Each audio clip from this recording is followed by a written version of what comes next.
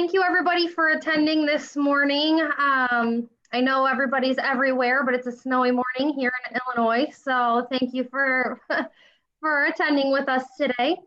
I do want to have a couple of announcements. So first thing, Ashley Nowakowski is here from Your Choice for any technical issues that you may be having, and you can reach her privately in the chat if you are having those issues.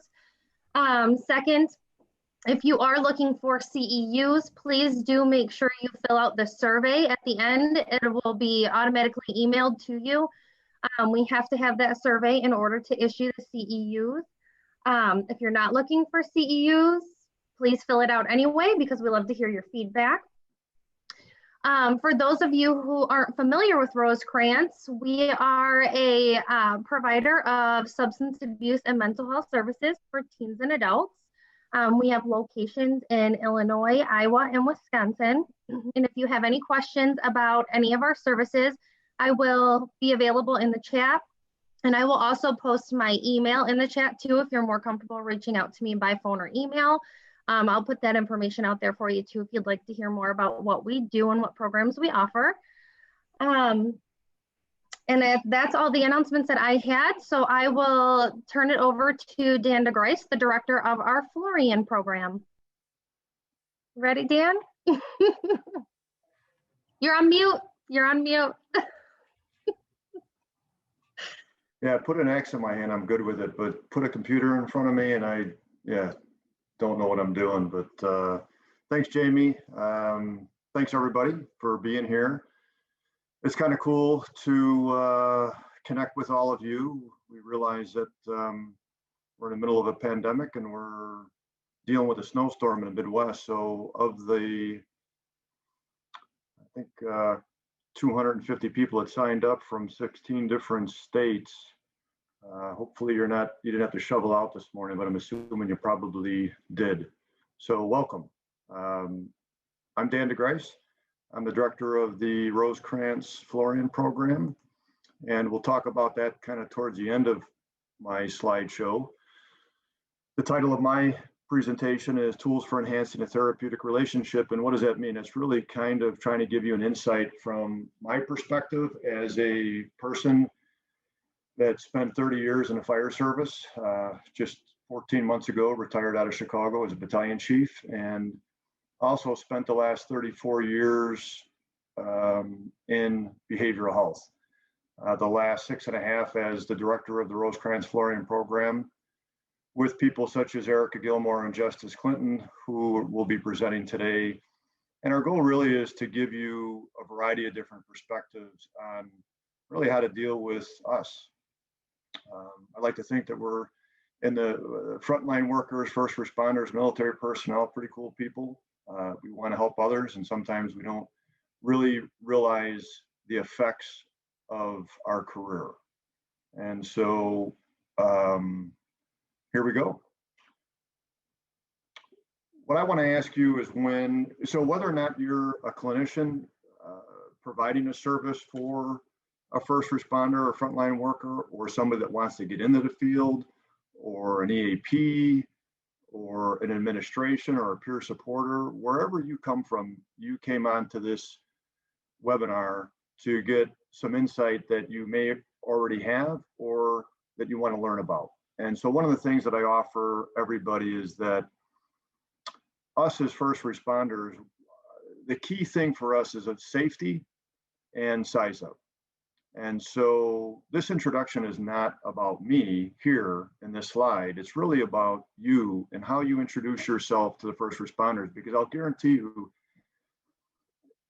as I've spoken to most of the first responders out there, they probably know a little bit more about me than I know about them when we first meet, because they have a tendency to try to find out more about us, especially as Justus will share in regards to the police force. Many people that I've met that are in law enforcement have looked into my background. I don't know if it's legally or illegally looking into my background, but they usually have a skill set in regards to looking into that. So in regards to introduction, what I want you to consider is how do you introduce yourself? What title do you say? Hey, my name is Dan, or do you say it's Dr. Dan, or do you say how do you do that? Do you share about your certifications, and do you share about your experience? And then do you shake their hand? Do you keep it a distance? All those things are things that we in the first responder world are trained to do as we walk up to a scene. So when we walk up to somebody, we're assessing them as much as you're assessing us. You'll do that too. You'll look at how we're dressed. You'll look at how we speak. You'll look at our mannerisms, what we're doing with our hands, where we sit, all that type of stuff. And I just want to let you know that as a first responder that has practiced and received, therapy, I'm looking at my surroundings and how somebody interacts with me as much as they're looking at me. So keep that in mind when about the first impressions, and second too, and how you engage. So here's the really cool stuff. So in the fire service, we have these big giant rigs that we don't have to play with anymore from little Tonka trucks, but we actually get to ride in and put to work. But it's important to understand the differences within the fire service, as well as we'll talk about the police and the military, is that while we may be identified as a firefighter or firefighter paramedic or firefighter EMT, there are different job responsibilities and different personnel really that work on each one of these things, from an engine that carries the water to a truck that carries the ladder. Many people will say, oh, there goes the truck. Well, it's an engine truck, but it's more an engine that carries the water.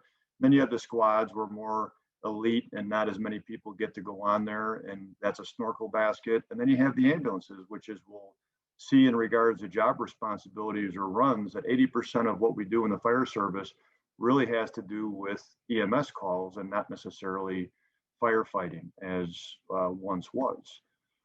So in the fire service, it's important to know that when you meet with somebody, you got to find out about their background. And certainly you want to understand their symptomology, but also understand their experiences, because with those experiences comes thoughts, feelings, and behaviors. Like I just said, firefighting, we're called firefighters, but 80% of what we do, is EMS. And then there's aircraft rescue and firefighting, and there's special ops, which include scuba teams and hazmat. I used to be the battalion chief for downtown Chicago, where we housed 687, which was our dive team.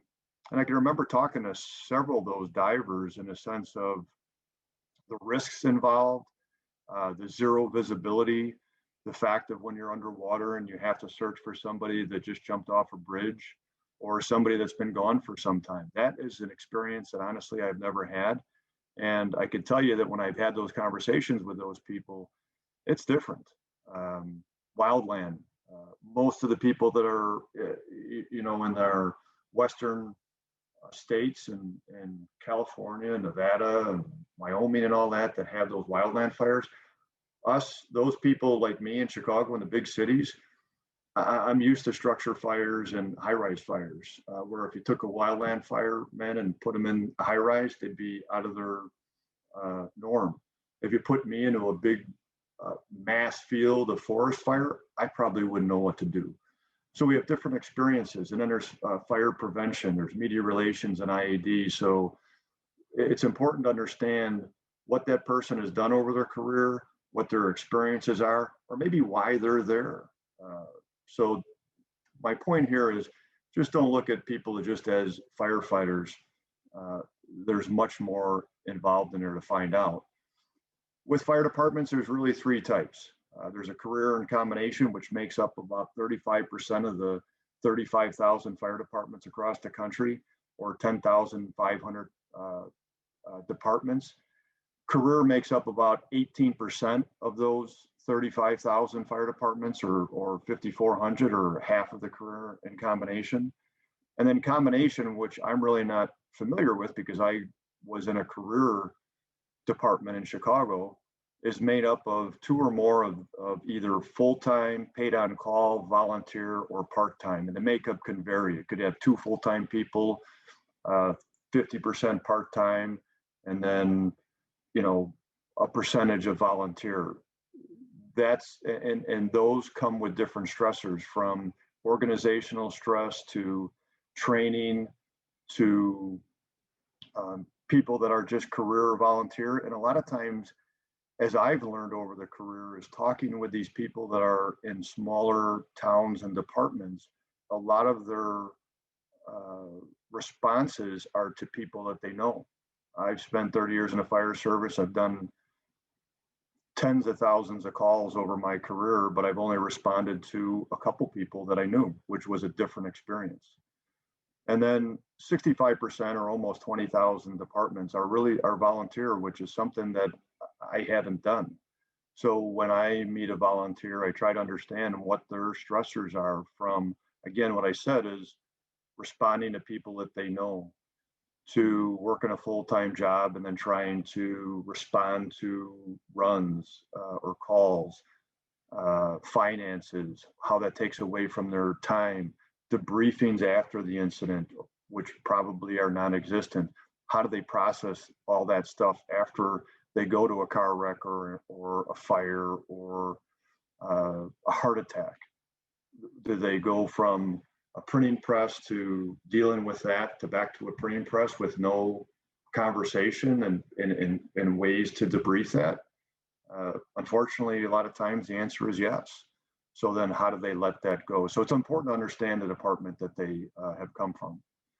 Justus will kind of talk about this, but again, we know police has different icons or identification from, we have patrol cars and unmarked squads, that detectives, motorcycle, which is really not something that we have in the Chicagoland area, but more out west. And a neat thing that I learned about is that you see the van or the wagon, which we call a police wagon, but over time it was called a paddy wagon. And it's important to understand why you at the present time shouldn't use, if somebody says, yeah, I drive a wagon, and if you said, oh, you drive a paddy wagon, and their responsibilities have changed, but where did that dialect come from? Where did that description come from? And what I've learned is that even though my dad was in the Chicago Police Department for 32 years, I didn't realize it until I started doing this presentation. And that is that back in the 40s and 50s, the majority of the people that were in this wagon were Irish. So they called it a paddy wagon. So it's really a negative connotation when somebody says, oh, you work in a paddy wagon. So again, just to understand that piece. And then if you look at the police assignments, there's a lot of different things people can do, just like in the fire service.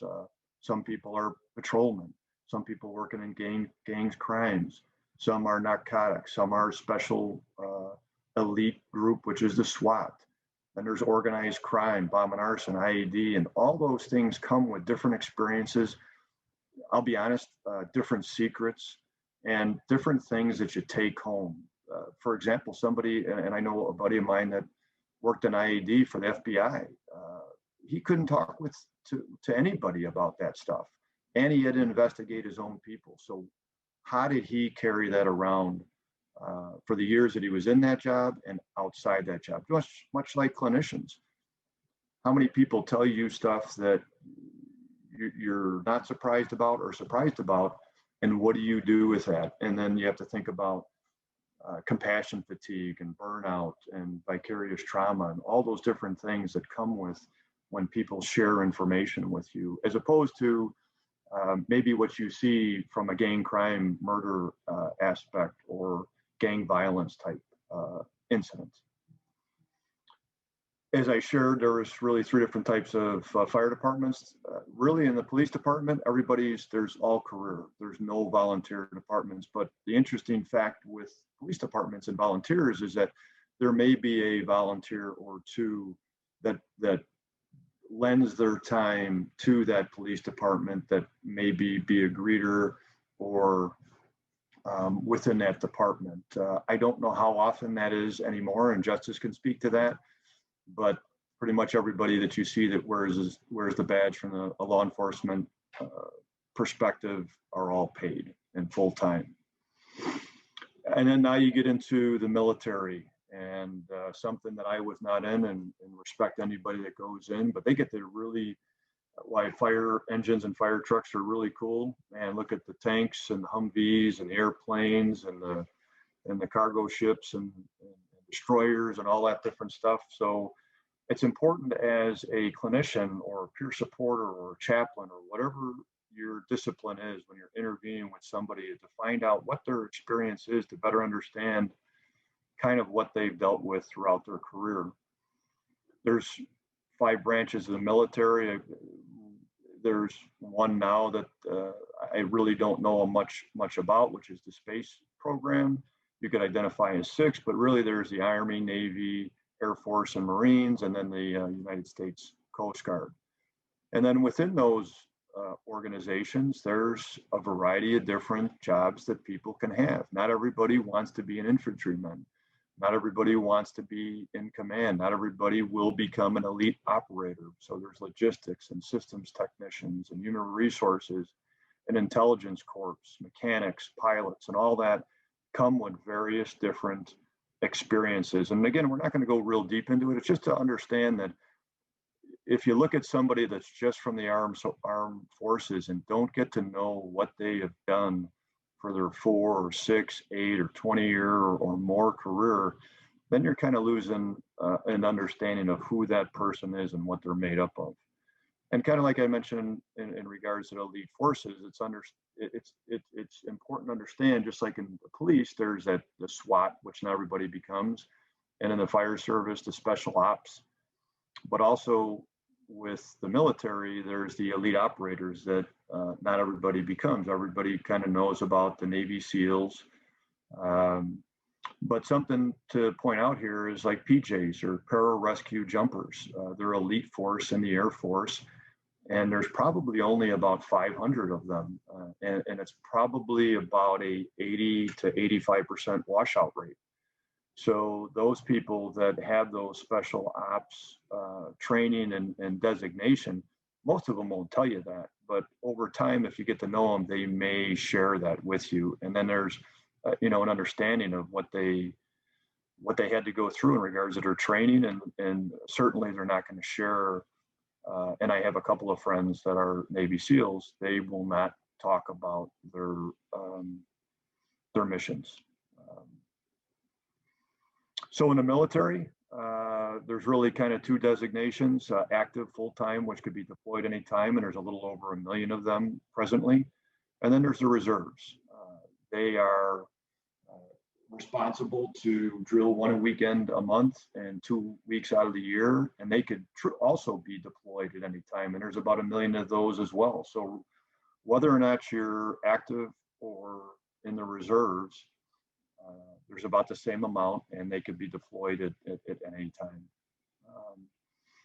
So rank structure, and we talk about responsibilities that come with as you move up the ranks, and not everybody wants to do that. But as you meet somebody, if they won't introduce themselves in a treatment setting as, hey, I'm Chief DeGryse, I'll come in and say, hi, I'm Dan DeGryse. It's up to both of us, whether or not I want to divulge that information or you want to ask that information to find out what my designation was or is in the fire service. And it's important to know because there's organizational stress, there's responsibility, there's a lot of stress that comes with moving up the ranks. I always say, heavy is the head that wears the crown, and as you wear the badge, that comes with a responsibility, but also as you move up the ranks and get the bugles and get the stars comes a responsibility as well. And most people are told, hey, you got to handle the situation. So they're very hesitant in saying, yeah, I struggle as being a leader of personnel, lieutenant or assistant chief. And I often ask many of the fire chiefs or police chiefs, or high-ranking military personnel, when do you relax? When do you shut it down? And most of them will look at you like you just talk a different language to them. And I'm like, no, seriously, when do you turn it off? How do you self-care? How do you manage yourself? And then you start that discussion from there.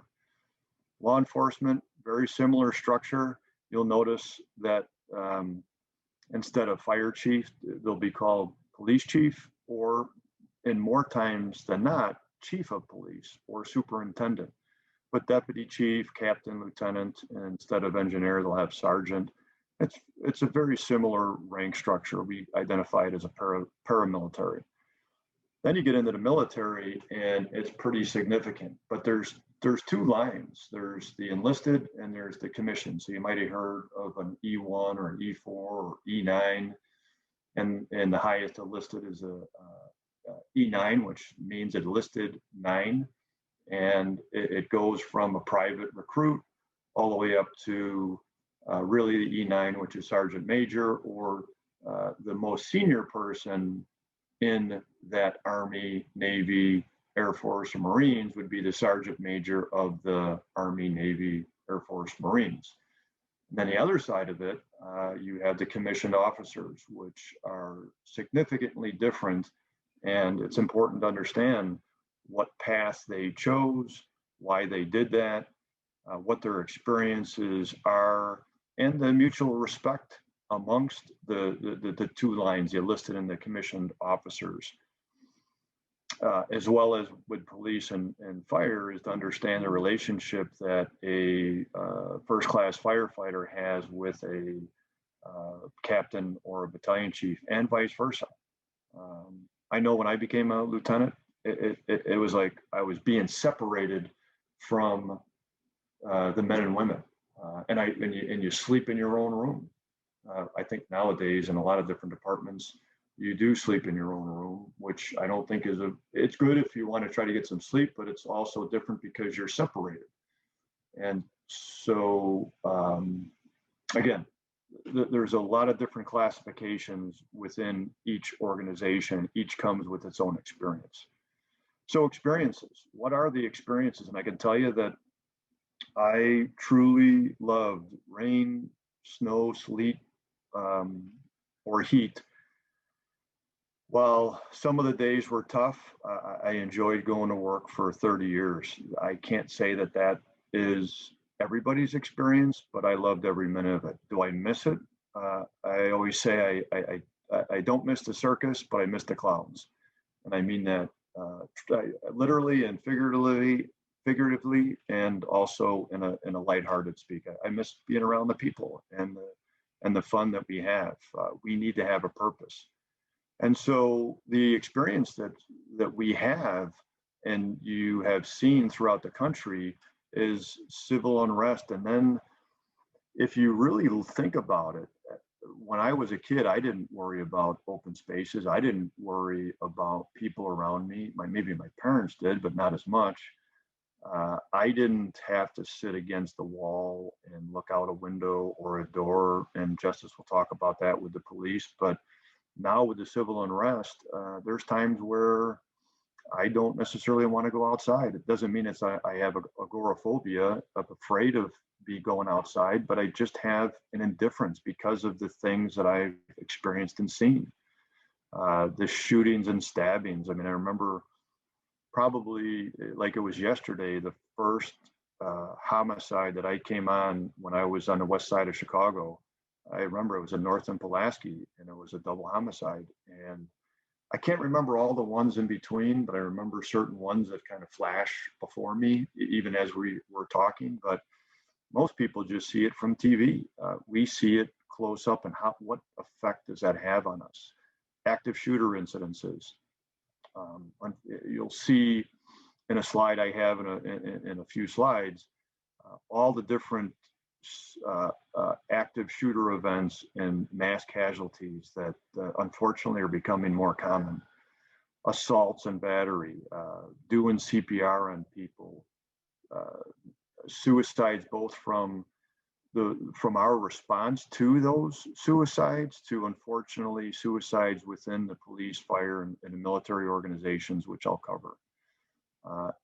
Multiple accidents. And I'll tell you, and anybody that's on this that has been in the fire, police, or military, or just general public in regards to driving now, it stinks.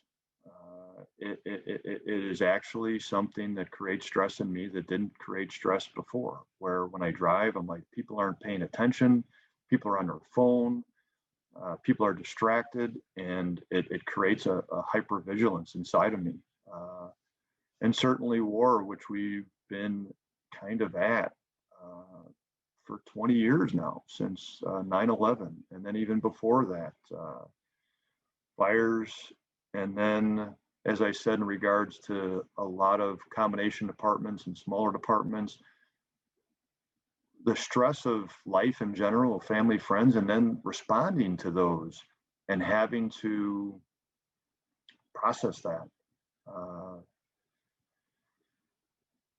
So in the fire service, these next couple slides we're going to talk about in regards to fire, police, and military. Really, like I said, is that I have enjoyed and I survived the fire service. Now I have my share of injuries, both say emotional and physical, but I survived it. And my goal is to spend 30 years in retirement as I did in active duty.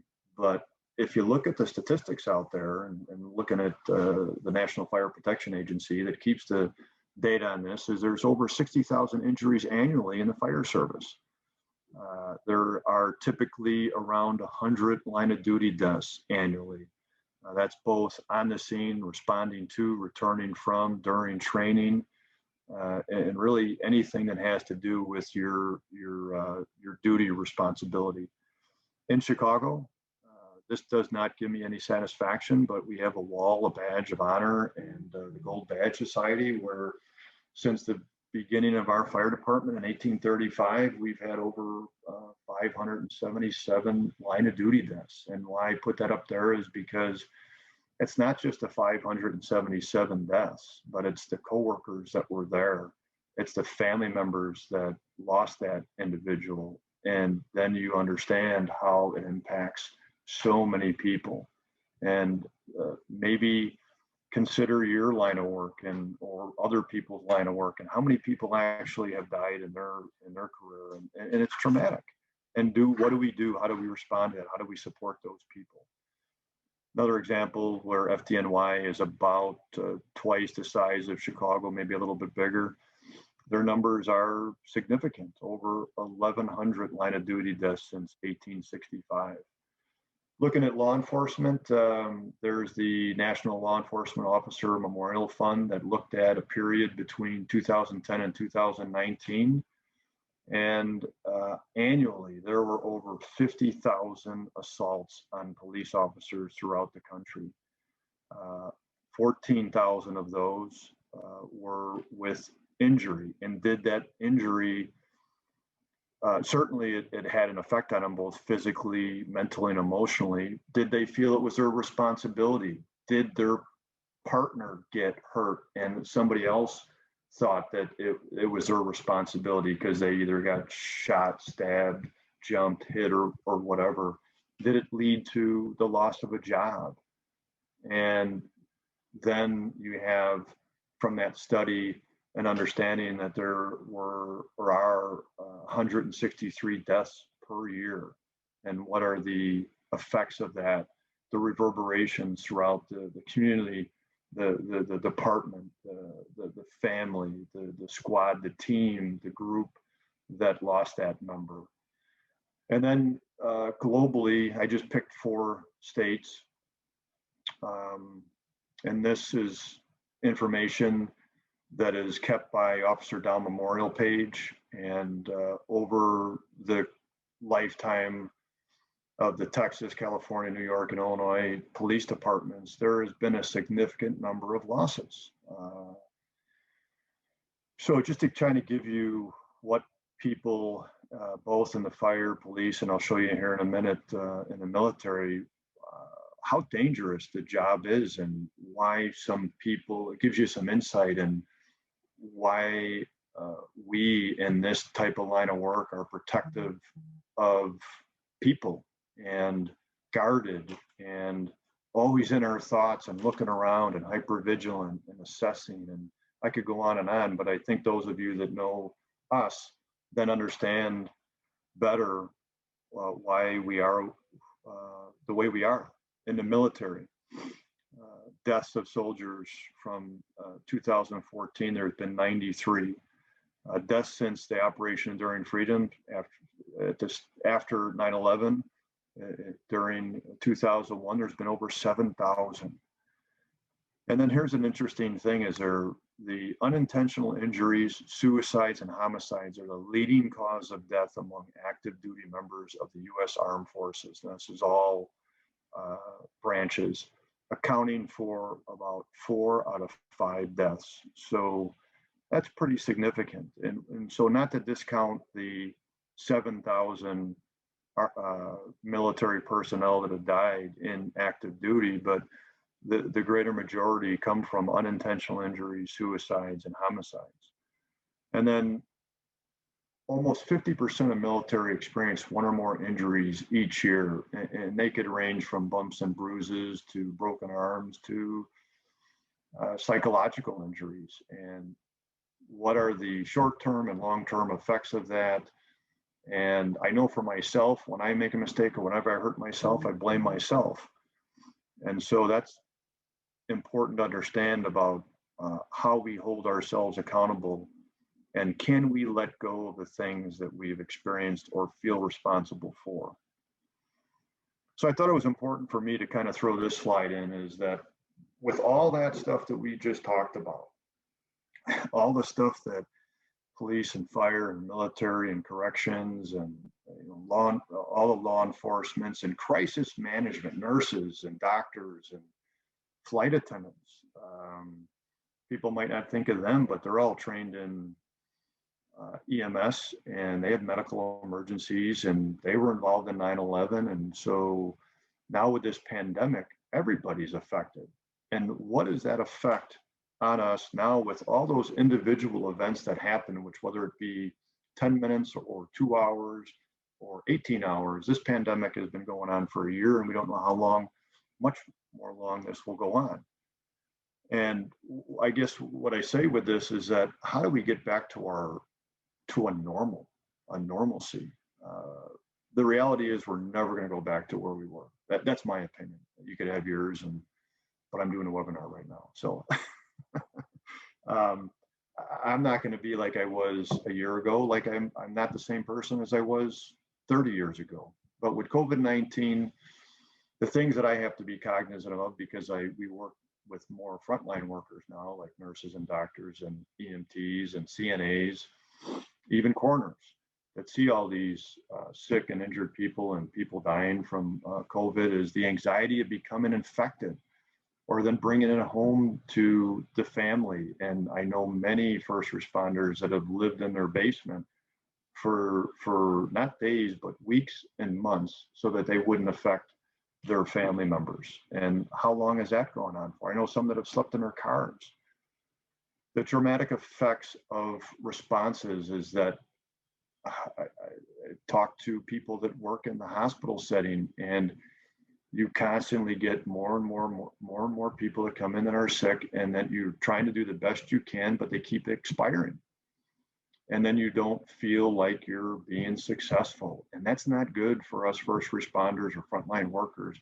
We need to have hope and success so we can keep going on. But when you keep on seeing people dying from this, it has an effect. The quarantine and isolation.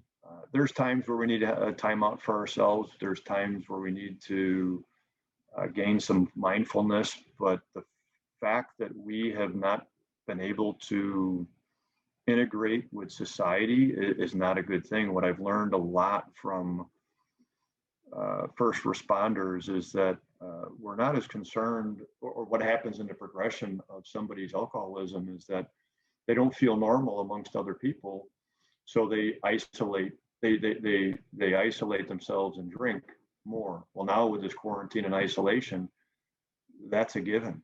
So that's just increasing and ramping up their alcohol or drug use. Add on child and elder care, where you don't want your young child or older family member or older adult. They're quarantining them, especially elders, and that distance, that isolation, and the effect for you that you can't, all you can do is talk to your mom or dad or aunt or uncle on the phone, but you can't connect with them, especially if you're a first responder, because you don't know if you're carrying this unfortunate fatal illness. The emotional exhaustion and grief that continues to come with the loss of what we see in a given day, financial stress from if your significant other or partner, spouse lost their job because of closing down the city or the town or the state. Domestic violence, because just let's be honest, is that that's happening, and I won't get into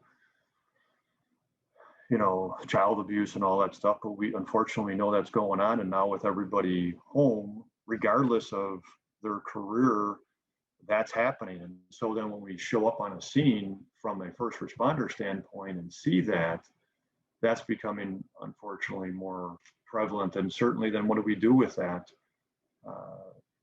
From a thought process and from a self-care standpoint, and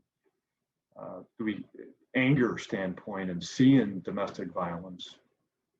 And then certainly, I know Chicago has lost, I believe, 4 members to COVID-19 over the last year. I know New York has lost 13. I think a lot of departments have lost personnel, and probably many of you on this webinar have known somebody that got very sick or died from it, and what is the effect, and do we know that how it was passed on? And again, it goes back to from a first responder standpoint, because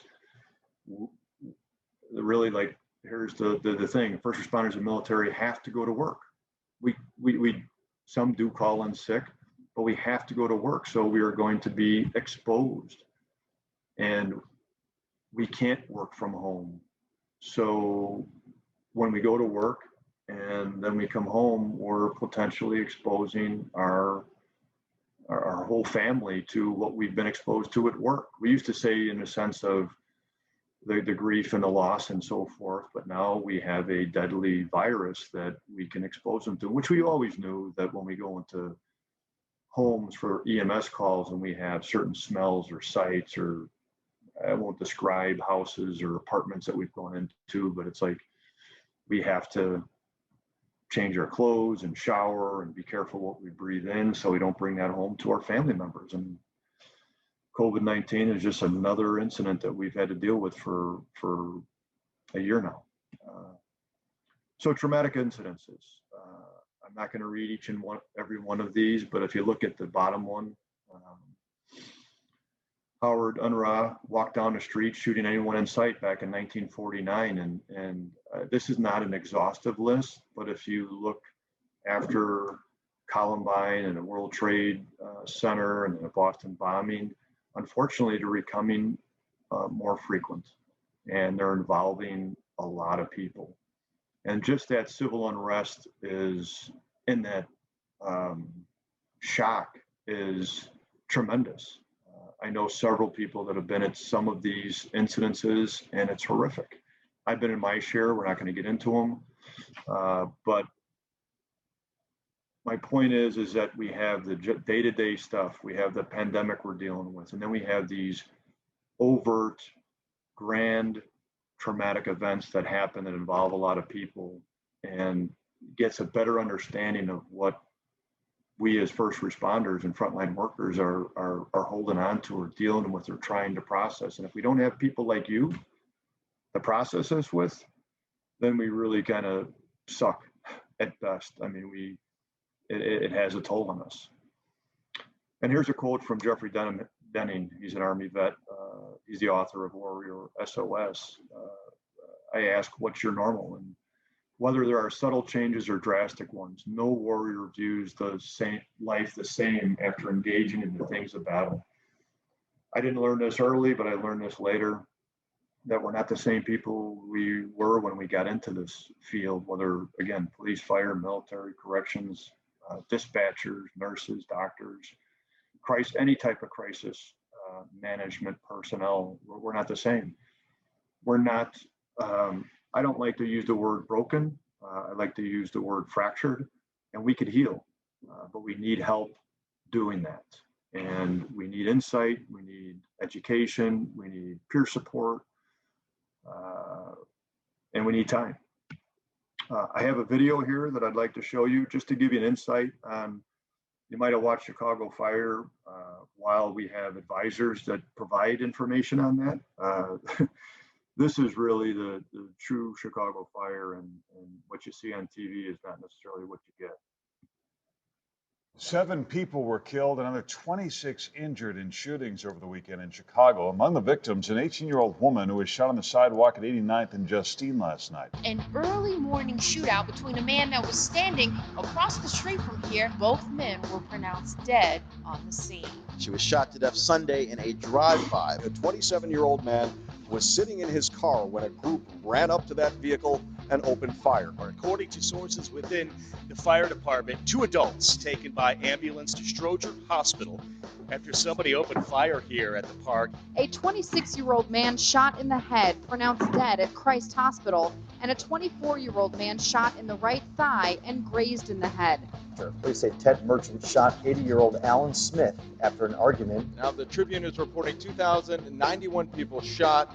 This year, we're at 3,028. That's more than the total number of people shot for all of 2015. Last week, we topped 500 homicides, and so far, according to the Tribune, 30 kids under the age of 13 have been shot. That number was 25 last year. Police are calling it a home invasion. They say the offender followed both victims into their garage, pulled out a black handgun, and demanded valuables. Police were called early Saturday morning to check out a garage fire. Investigators soon found the 15-year-old's charred body, according to sources, stuffed into a burning trash bin. Well, at least 7 fires were reported right around the same time early this morning at about 3:00 a.m., displacing more than 24 people. A raging fire raced across this Southside apartment complex on August 23rd, killing 3 sisters. The Chicago Fire Department arrived and discovered the body of a man bound at the wrists and set on fire. So hopefully, I probably should have said hopefully I didn't trigger anybody on that, but that is really just a glimpse into really my career. We go into the fire service, police, military to serve and protect. And we played cops and robbers as a kid, and maybe some of you played with matches when you were a kid, but that's a lot. That was actually just clips of a 2-week period from the news in Chicago, and that's a perfect example of why I don't watch the news. Many people will ask me or other people, and Justus could share this as well, as, hey, what's the worst thing you ever saw? And you don't want to hear the worst thing I ever saw. You don't. And there's a top 10, and then there's a top 20. So stress limit, what can we manage? I think we all know from our personal life and professional life that our autonomic nervous system has taken in more stimulation than it can handle. And have I been stressed out in my career? Absolutely. Have I been taught and trained and offered an opportunity to process that? Typically not. What we really do is we do that in the rig. We do that around the kitchen table, and more so than not now, with the advent of computers, social media, phones, iPods, we separate, and that's not a good thing. And so what I encourage you to do as a person that wants to help first responders is, again, better understand what a person has dealt with and let them talk. If you think they're going to tell you everything in the first session, you might as well not even get involved in this field. Whenever I talk to first responders, when I was the EAP coordinator for the Chicago Firefighters Union, when I told somebody or directed them to a clinician or inpatient or outpatient facility, I said, hey, if you think you're going to get better after 1 or 2 sessions, that's not going to happen. Don't even start. Really didn't mean don't even start, but I wanted them to think about the fact that it's going to be a process. You can't be in a field for 15, 20, 30, 45 years and then think that you're going to get it fixed in one session. So from a stress standpoint, we have, there are times like that video, many of us have hit our limit. And what I wanted to share, which I won't get into the graphic detail of my incident, but we may experience dissociation when our nervous system is strained to the limit. It's really a protective factor. I'm not saying that that person has dissociated from reality, but I remember an incident when I was relatively new on the job where I had an incident where we had reports about a half hour into the fire that there were 2 children in the house, and we searched every single darn room in that place and couldn't find them. Ultimately, we found out that the mother-in-law went to the store, and the only room she could lock the kids into was a linen closet, and she locked them in the linen closet. The kids had matches. You know the story from there. They perished in the linen closet because they lit a match, and they died of suffocation and burns. Well, when we opened up the door, we didn't expect to see that person. So the 2 children, when the kids fell out, my brain said they looked like 2 dolls. And then I looked at my peers, and they had the 1,000-mile stare. But the difference between me and them was I didn't have kids at the time. They did. And so for me, when I look back again, then I saw the children. But in that moment, my body, my brain tried to protect me from what I was seeing. And many more incidents that happened from there, but I really disassociated from reality. And I know there's a condition, right, with that, but sometimes that helps us protect ourselves at that time. So that's a discussion that I've had with some people and helps them understand kind of what their natural response is when they've hit their limit. So something you want to keep in mind in regards to the behavioral health issues, and if you've worked with first responders, you're probably aware of it, but just want to kind of touch base on them all, is if you're not talking about their sleep, then you're missing a whole group. Anybody talks about sleep and self-care, but truly, I've been retired now 14 months and not slept through the night. I've done a variety of different things in regards to sleep hygiene. I got a sleep study about 3-4 years ago. I found out I had sleep apnea, but I also wake up. When I first started, or in my retirement, I was waking up pretty much as if I was at the firehouse, where I would typically get a run or a call at 12 o'clock at night, 2 o'clock in the morning, 4 o'clock in the morning, and then 5 o'clock in the morning. And I knew that was going to happen because of my education, but a lot of people don't realize that. And then what happens is, if we don't like that result of what our body has learned, people will go to any length to try to stay asleep. And alcohol comes involved in that. So we need to be aware of how our first responders, crisis workers are sleeping.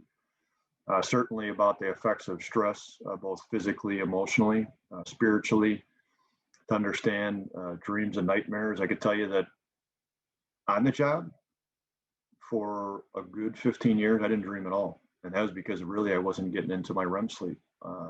As I have been in a retirement, I've been dreaming more. Some have been good and some have not. And I know that those people that come into our program that start to sleep better, they start to dream, and that creates a bit of hypervigilance, concern, a little bit of insomnia. So we have to talk about why we dream and about those dreams, so we can hopefully process that piece. Reoccurring thoughts, visions, and again, for a person like myself, when I have to go and drive after being, an employee of the Chicago Fire Department and working downtown Chicago for 7 years and just being hyper vigilant about driving, whenever I get in the car, get myself in a mindset that, okay, it's an hour and 15-minute ride. I'll probably get cut off twice. I'll probably get angry a little bit, but my goal is to get from home to work, and then later on after I'm done working, from work to home, as opposed to just doing what I did before and just one thing after another. I conceptualize the thought and try to work through that piece. And then I'm also okay, as like I shared the story about the 2 kids, I'm okay with the pictures. I'm not necessarily okay if they flood into my thought process. But if I start talking about it and they come in, I know what's going to happen. And some people don't understand that is probably never going to go away. Dependence on pain medication, we talk about the injuries. Many people get prescribed pain medication. I am not a big fan of pain medication. I believe pain is necessary. Understand that we shouldn't walk on that leg or do something with that arm. So education needs to be provided that we cannot be without pain, and it does serve a purpose. But obviously chronic pain has to be managed in some way, and that's how people in our line of work from a very dangerous career become dependent on pain medication. And I'll show you a slide in a second in regards to the significance of, or the significant number of relationship and marital issues. Certainly post-traumatic stress disorder is that we are in a career that is stressful. So you're going to have post-traumatic stress, and then some people are going to develop post-traumatic stress disorder. Unfortunately, it's a natural progression. And you and I and we can do something about that to address that. Anger and irritability, alcohol abuse, and then certainly suicide, which I'll talk about here in a couple of slides. That just the progression of the behavioral health issues and how it affects us to the point of fatigue and where somebody chooses to die by suicide. Back in 2007 to 2010, we had a spike of suicides. We had 11 suicides in I think 2.5 years. And so I decided to do a study to look into it, because there was no information on suicide in the fire service. And we identified that there were almost 2 a year over a 20-year period. All were males, half were active and half were retired. And then the ages ranged from 27 to 83, but the average age was 54, which to me was significant. I'm like, boy, our typical retirement age is 55 to 60. And here these people are getting towards retirement. Why are they dying by suicide? And some people would say, well, they're going to lose their job and the distance from the family, the second family per se. But really what I did is I understood that it was a cumulative effect of stressful events throughout somebody's career. And again, that's my opinion. Half of them were veterans. And there was really no way to compare them to anything else other than general population, but it's really not the same demographic. And the reason we use incident rate is because you're matching it per 100,000 personnel. And so as maybe the aggregate number of suicides may increase, what is the population doing? So like for the United States, back in 2010, the incident rate was about 11 per 100,000. Before that, it was around 9.8. And you could see presently in 2019, it's 13.2, which is almost, it's like a 25% increase, which is significant. For Chicago back in 2010, the incident rate was 24, which you could see it was double that of the US rate. But what we didn't take into account, I'm not saying we have more or less suicides in the fire service than the general population, because the demographics are not the same. But what I'm doing is giving you a number that it was 24 per 100,000. Now, the general makeup of the Chicago Fire Department is primarily Caucasian males, certainly not 100%, it might be 80%. But if you match that with the incident rate of Caucasian males back in 2013, you could see that the incident rate is very similar to what the Chicago Fire Department of almost 24 per 100,000. So here's the point, regardless of the numbers, some people need numbers, I need numbers at some point, it's happening and it's increasing. So we have to do something about it. And the point is that if you're not talking about suicide from a thought to plans to an attempt to people that might have friends or family members that have actually been successful with it, then you're missing a piece of what personnel like myself have been around for much of their career. If you look at law enforcement officers, there was a badge of life study, and this is back in between 2008 and 2016, is that over that almost 9 or 10 year period, over 100 police suicides that were documented. And the demographics of that is that the average age was 42, the years of experience was 17, mainly made up of males, which is pretty much a demographic of going back into 2016. It's ever changing.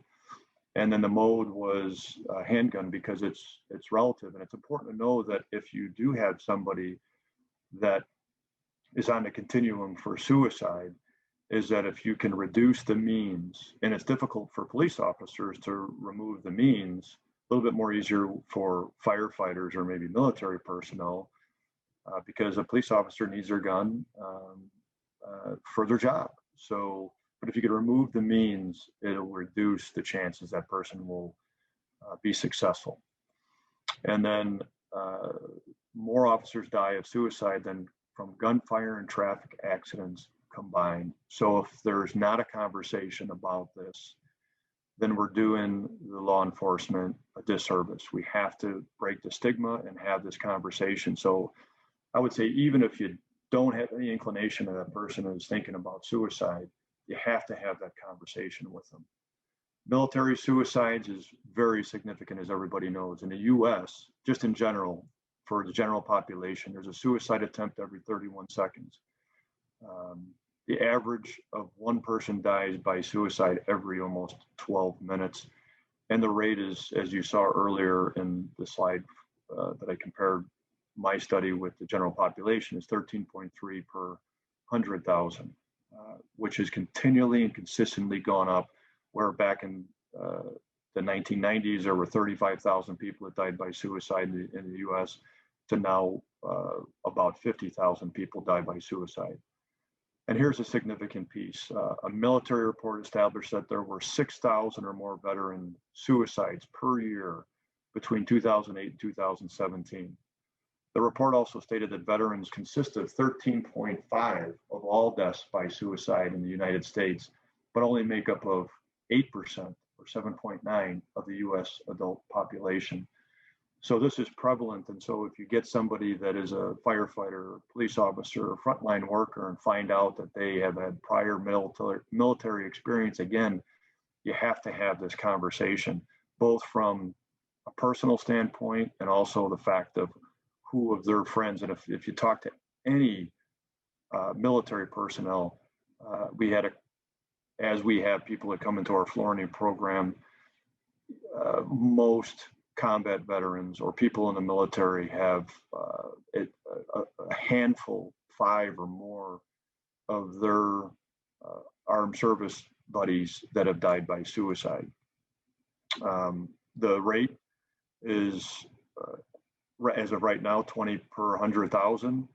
And it's important to see that also the reservists have a significant rate of suicide, which is higher than active military, almost 25 per 100,000. And then the National Guard is even higher. So what's important here is to say, don't judge necessarily a book by its cover. Understand that anybody that's involved in the military is at risk for suicide for a variety of different reasons, and to be able to ask that question and start that conversation. So I'm almost done here, and then we'll take a break, but I want to cover a couple of things. And this is a study that both a friend of mine, Frank Lito, who's a deputy director of the FDNY Counseling Center, Crisis Service Unit, kept statistics, and so did I, which is the next slide, on self-reported complaints over a period of time.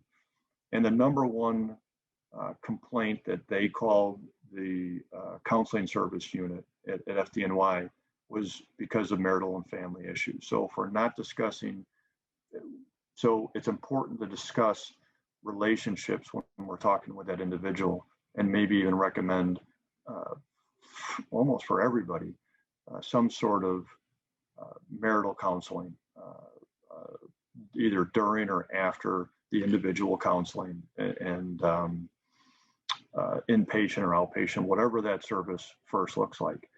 The next complaint was anxiety, then depression, substance abuse, and then mental physical health due to World Trade Center exposure. And you'll see in there, PTSD for New York wasn't in the top 5. I mean, sure, there's people that have that, but it had to do with relationships.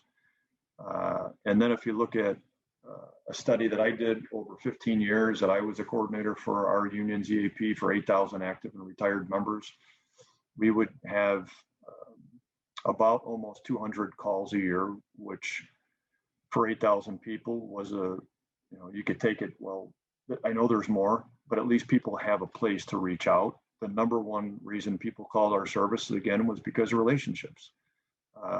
Again, relationships, work-related relationships, and then alcohol, legal, financial, substances, and then the sixth one that we identified was true PTSD. So it just gives you a little insight in the fact that, and from an alcohol standpoint, and it being a family disease, it's about relationships. So we need to be able to talk about that. And I'll be honest with you, most of them will tell you, we're not going there. And you have to expect that from us, that we're going to be protective of our family. But I'm telling you, from my standpoint and from Frank's standpoint, and many of us that have worked in this field, is that there's issues in regards to relationships, and they have to be discussed. So my last 2 slides is really about the Florian program, and actually Justus will share a little bit about that after in his presentation. But these are core services that all of you are very familiar with, that are embedded into our program, about treatment for co-occurring disorders such as substance abuse, PTSD, anxiety, depression, ADHD, and that we're not just treating substance abuse on its own and the co-occurring on its own. We do it intertwined in the program that we have. We have on-site detox with medication assistance, and that's important because I know from a referral standpoint, before I started the Florian program, when I would send somebody to detox, after they started to feel better, what do you think they did? They're like, hey, I got this, I'm gonna go back to work. So the nice thing about our program is we have internal nursing, doctors, a unit that provides services, and then people like myself and Justus and some of our team, as they're in detox, we go over and engage them, which from a clinical standpoint and from a peer support standpoint, to keep them engaged in their journey through the detox and through our program. It's important to get the comprehensive psychiatric evaluations. I'll be honest, and Justus could talk about this in regards to how police are very hesitant in getting that evaluation. Fire is very similar. I think anybody in general doesn't want to have a diagnosis of a mental health illness or disorder. I get it, but it's important to get that evaluation so we could find out what we need to address. And individual and group therapy, and again, pain assessment. There's not a day I don't wake up with some sort of pain, whether it be my neck, my arm, my back, my feet, and I'm okay with that. I have had my share of injuries, and if you talk to anybody in our career service line, from all the injuries and assaults and batteries and accidents and so forth that we've had, you're going to have injury, but the goal is not to mask it with pain medication, but to deal with it with better coping skills. And then certainly family education, because as I said in regards to New York and Chicago, the number one reason people called was because of relationship issues. So we have to educate the family and get them involved. So the last slide I have is the core services is back in 2010, when I was sending people to treatment and people were leaving early or they didn't want to go in. I'm like, well, what are we missing with first responders? Why don't they stay engaged and why don't they want to go to inpatient? Well, number one reason is because we are the people that bring people to treatment centers, and also the stigma associated with that. We don't want to be identified as somebody that is an alcoholic, can't handle our job, or have a mental health issue. That's the way we think. But what could we do when we got somebody into willing to go on the journey? How can we keep them engaged? And so the key components to our program really is one-on-one counseling and group therapy with a peer professional like myself, like Justus, and other personnel that staff that come from either that career service line, cultural awareness, or a family member of that just like me as a child of an alcoholic, I understand what it's like to be a lost child in a family where a father was alcoholic. I could read about it, but I truly lived it. And so for us, the peer professional is key. The other piece is that I always tell people is whether you're any type of first responder, we don't tell anybody what's going on with us. And if we do, we probably leave pieces out. The only people we really trust is ourselves and really at times a chaplain. And so we have a chaplain that also spent 8 years in the military and meets and discusses things like spirituality and secondary trauma, like vicarious trauma, as well as compassion fatigue and burnout. And that's very impactful and educational for the first responders. As I said, culturally aware staff, if they don't come from a background of a crisis worker, first responder, or military personnel, they either grew up in a family of that, or we have provided them ongoing training and education, where sometimes we'll take them to the nearby fire department and go through a cultural awareness class through the Rockford Fire Department. Peer support groups are key.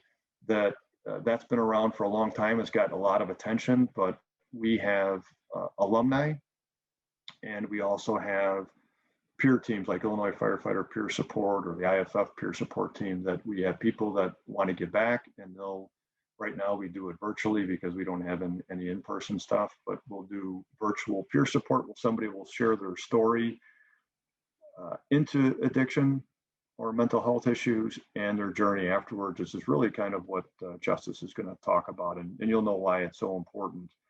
Because I know for myself, just self-disclosure, is I couldn't get my dad to stop drinking. So I always say to myself, how can I get somebody else to stop? And I realize I can't. It's got to be up to them, but I can support them on that journey. And it helps when I have an understanding of what they've been through. And then the last piece really is just as important as the others, is that we're not people that just sit behind a desk. We are active individuals. So we have to have things that keep us engaged, like daily exercise and working out, yoga, team building exercises, competition, and then equine assisted therapy that for people that deal with a lot of symptomology and anxiousness and PTSD, that horse assisted therapy is very cool. So I think that's 10 minutes after. That is my slide. That's my contact information. If there's anything I could ever do for any one of you, you could email me. And thanks for listening. Well, I think we're going to take a break.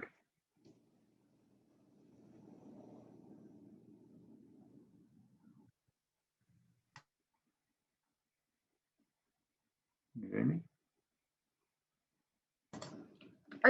Did you say my name? Yeah.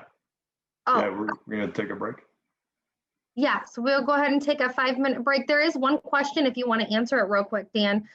We did have one person ask if there's any information about reserve military turned active police and suicide rates. Oh boy, that's pretty specific. Not that I have found, so sorry. Yeah, that's a pretty specific population. And then we had one person ask you to put your contact info back up. Maybe if you want to just share that last screen and you can leave it up during the break so people can jot that all down. You got it. Oh, look at that. Is that up or no? Nope. All right, I'll try to do it again. So we're going to take a 5-minute break and I'll put that up.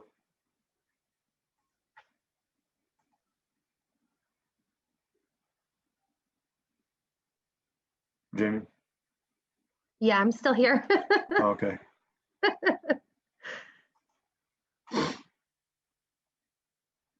So I have people come back 10:15? Yeah.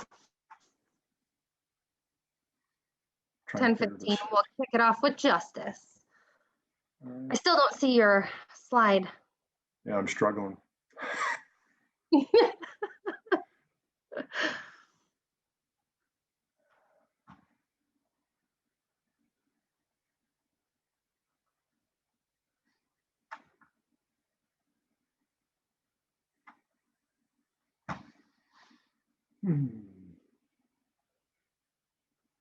You know what, Dan, do you want to maybe just type it into the chat? Come on, have faith in me.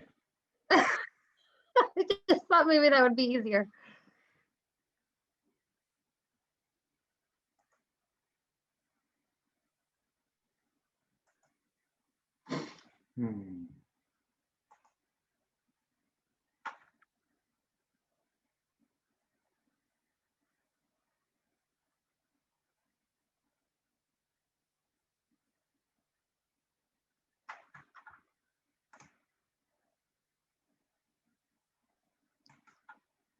Wow. Dan, you should be able to just hit the green share screen button. Do you see that? Look at that. There you go. Look there at you. Got it. I was just increasing your guy's stress level. That's all. It was a test. Want to see who blurted it out first. And Teresa, come on, man. You got to have more faith in me. Teresa's from Madison, Wisconsin, so.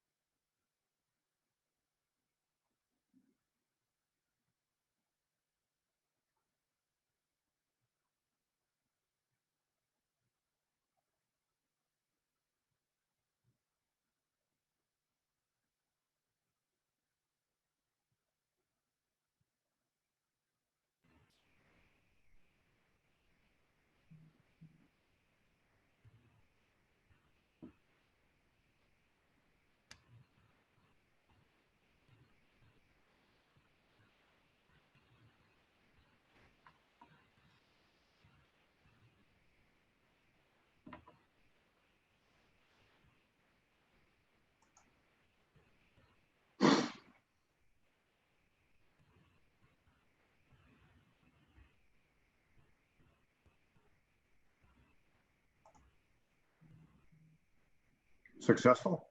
Look at that, huh? Success. And you got raving reviews too in all these chats.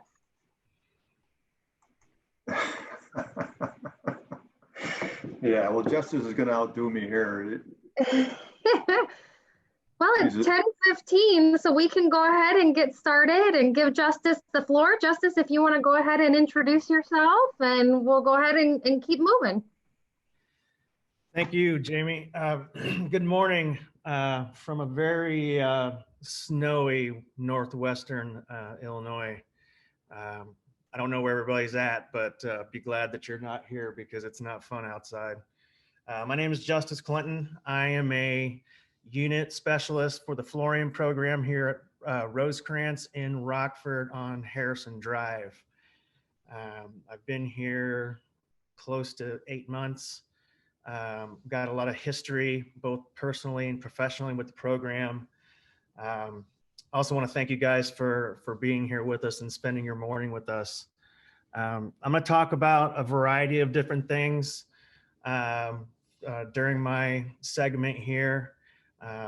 Some personal background involving where I came from, my career, my treatment experience, and then I'll kind of segue to my client experience and treatment here at Rosecrance. And if I have enough time left, I will speak probably briefly about what it's like to return to Rosecrance as an alumni staff member. So that being said, my function, my job here, just to give you a little background, is primarily group related. I don't do a whole lot of individualized stuff. It's more group therapy stuff, group sessions, group management. I'm kind of responsible for the flock.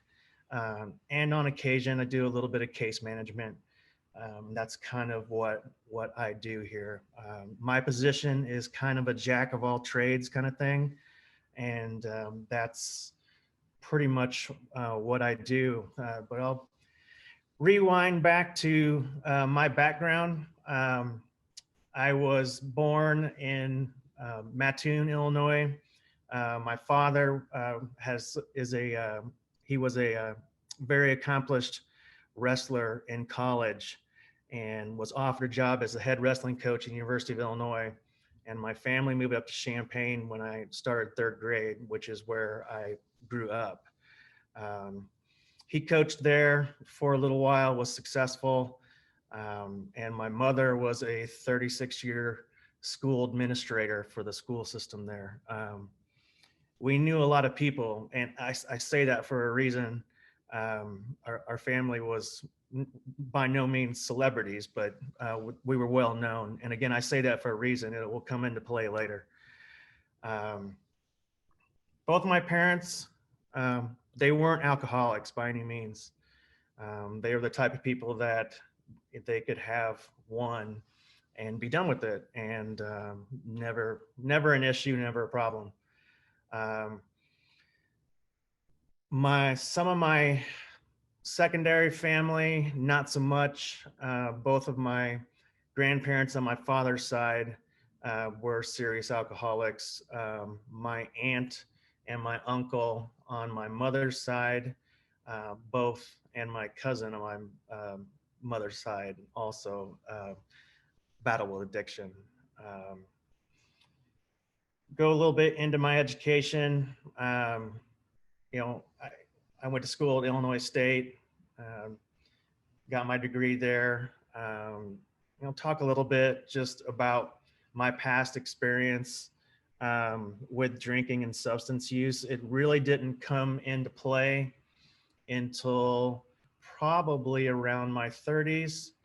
Of course, kind of like we all do growing up, there was a little bit of experimentation here and there, but right around the age of my junior, senior year in high school, and especially in college, I used alcohol or drank alcohol in a way that I would say is, you know, pretty typical. college binge drinker. Wasn't drinking every day. Wasn't drinking because of any problems or anything along those lines. Just was drinking because it was part of the college experience. And that pretty much gets me up to speed until my adult life. I'll start talking a little bit about my career background. The second semester of my senior year in high school, I got my EMT license and started doing some work with a local ambulance company. And it was good. It was a good job, but it wasn't for me.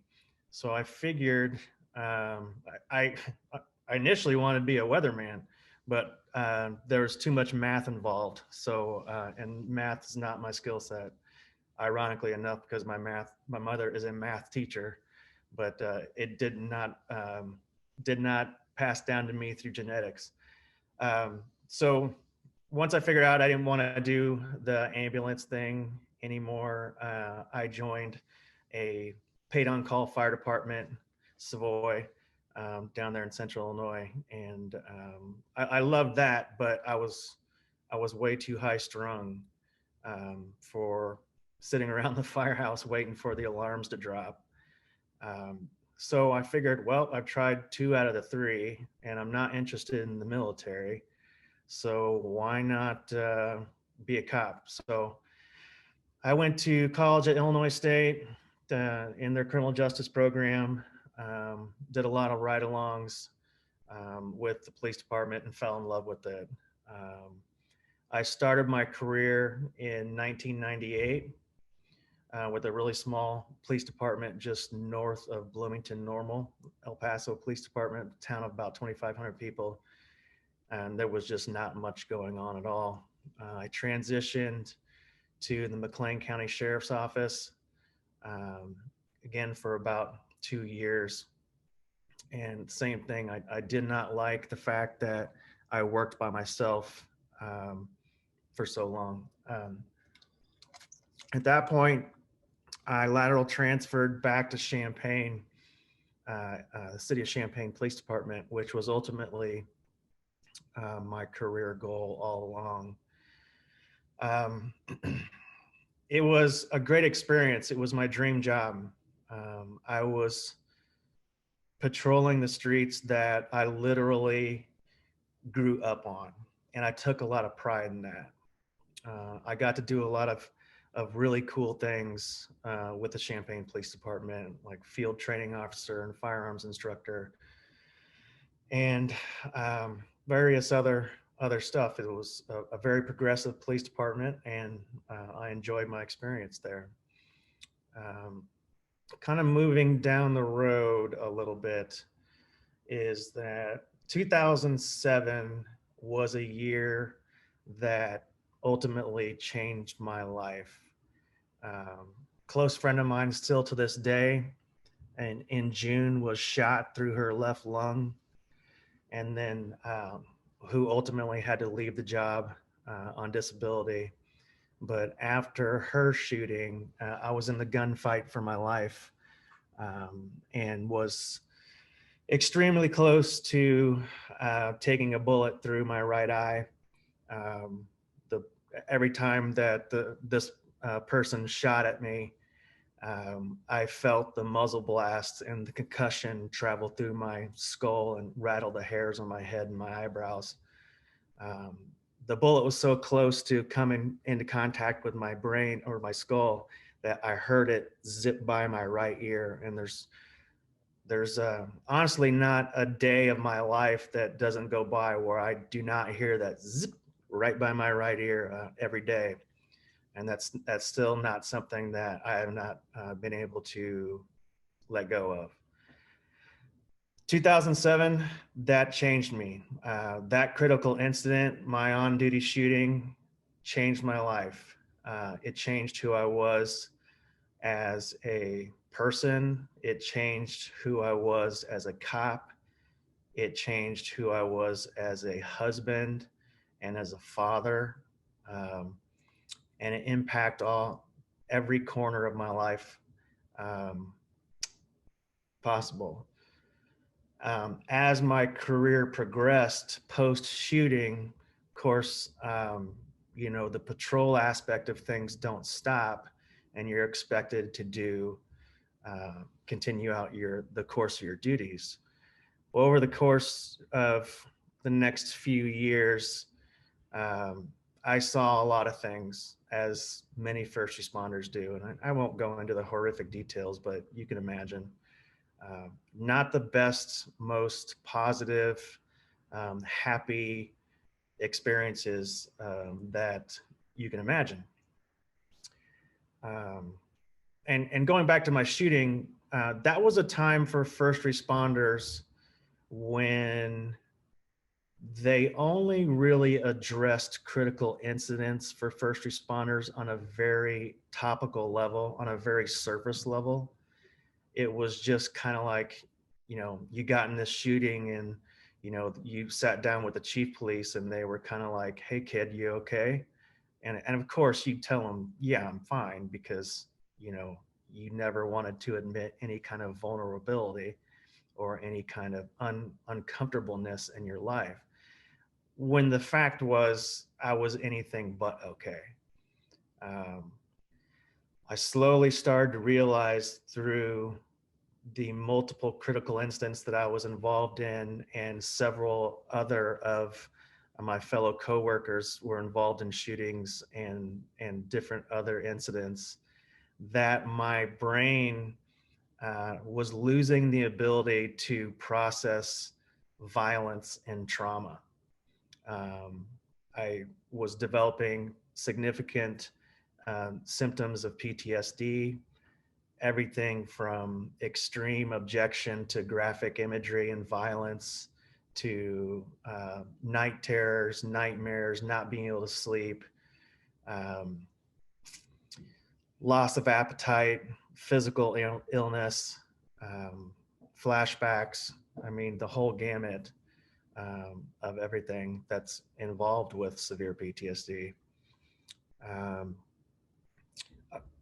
While I was on the street, working the street, I was involved in a number of different physical altercations where I was injured to the point where I had to have a couple different reconstructive surgeries. And we all kind of know what comes with that.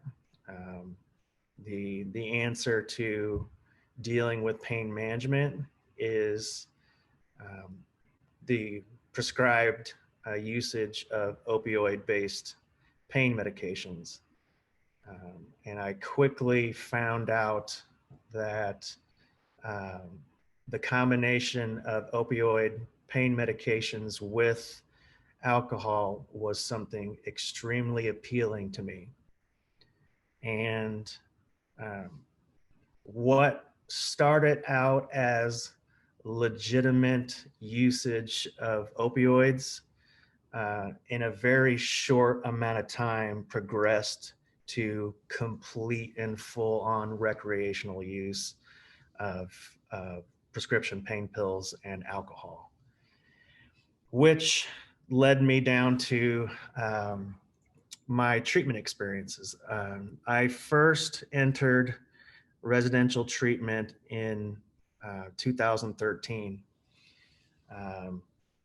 in a place in Bloomington. I needed to go somewhere where nobody knew me. And Dan had talked about this before. This is something that if you work with first responders, and if you particularly work with police officers, then this is something that, if you haven't had experience with this or haven't figured out, is that we are extremely resistant to not being around people who are like us. Cops hang out with cops.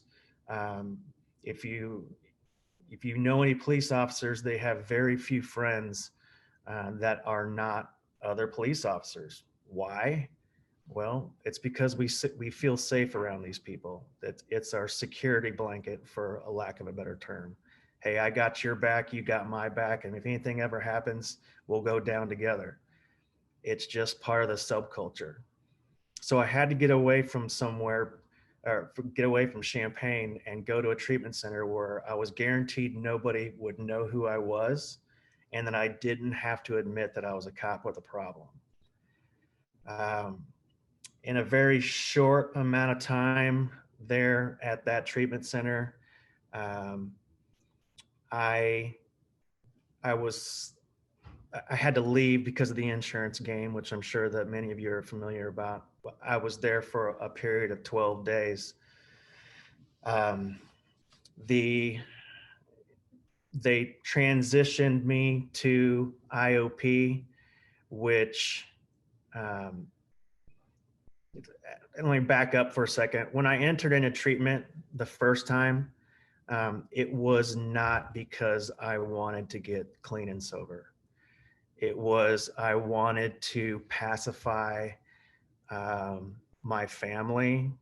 I was still married at the time, so my wife, I wanted to show them that, hey, I got this, or I was taking some kind of steps to basically get them off of my back. But I wasn't there for me. So needless to say, it was kind of a fruitless effort. I was going through the motions.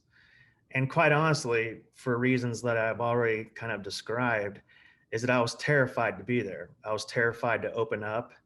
I had to lie about, I chose to lie about who I was and what I did. I made up some kind of career. So I went there under the guise that I was a different person. There was absolutely no self-examination. There was very little to no growth, and no healing.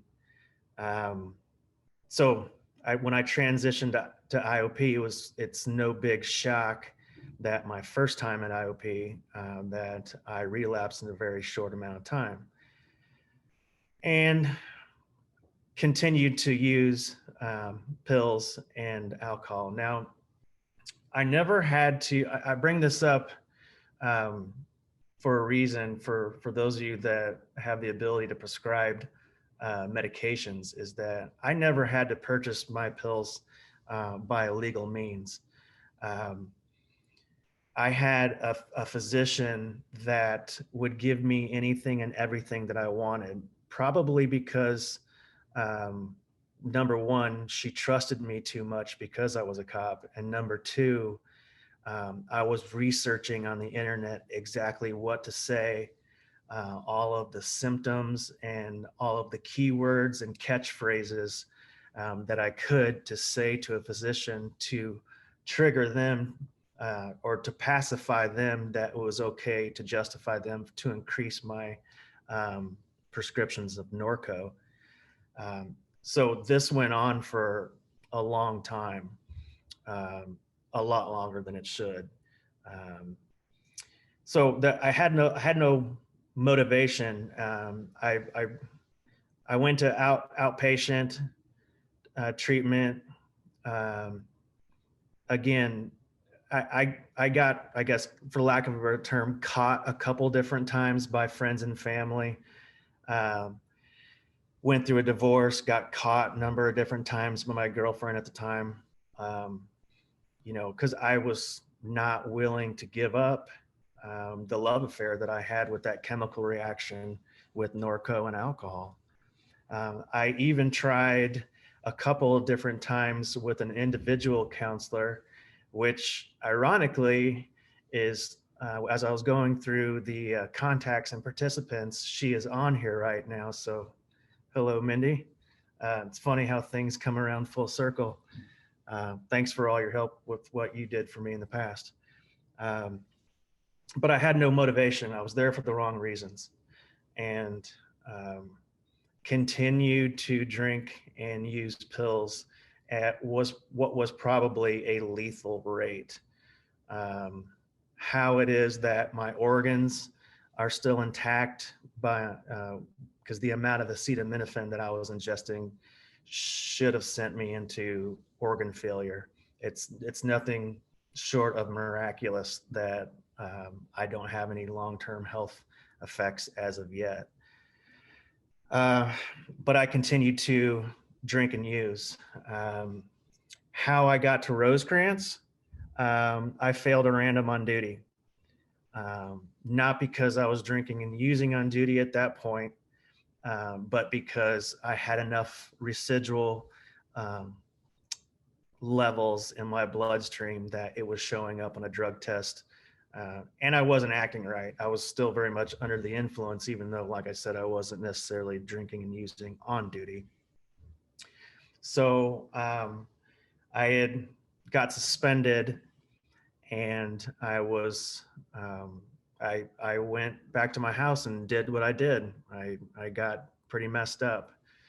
My mother found me and took me to the ER, which I spent about a day and a half there detoxing under the care of a physician and a Champaign doctor, Dr. Audra Thomas, who works at, I assume she still works at the Carl ER. She is the one who found Dan DeGryse and the Florian program up in Rosecrance and sold it to me. And I was like, okay, let's go.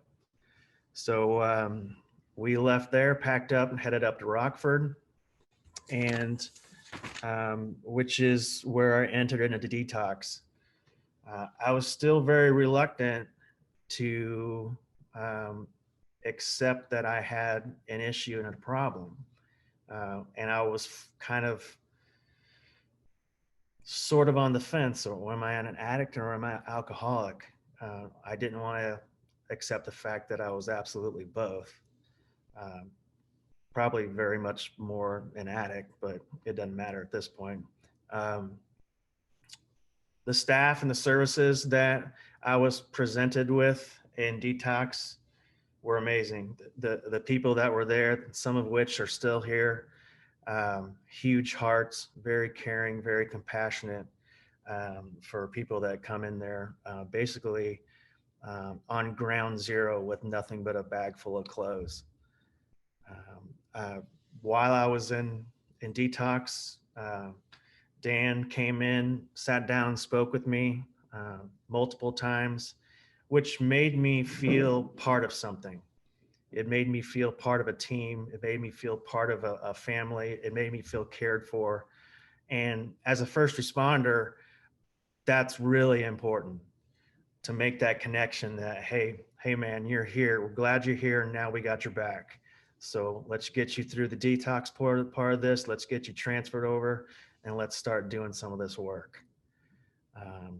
I got transferred over to residential treatment, onto the Florian program, and was immediately welcomed by my peers, many of which were first responders, cops. My roommate was a Chicago cop, firefighters, paramedics, nurses,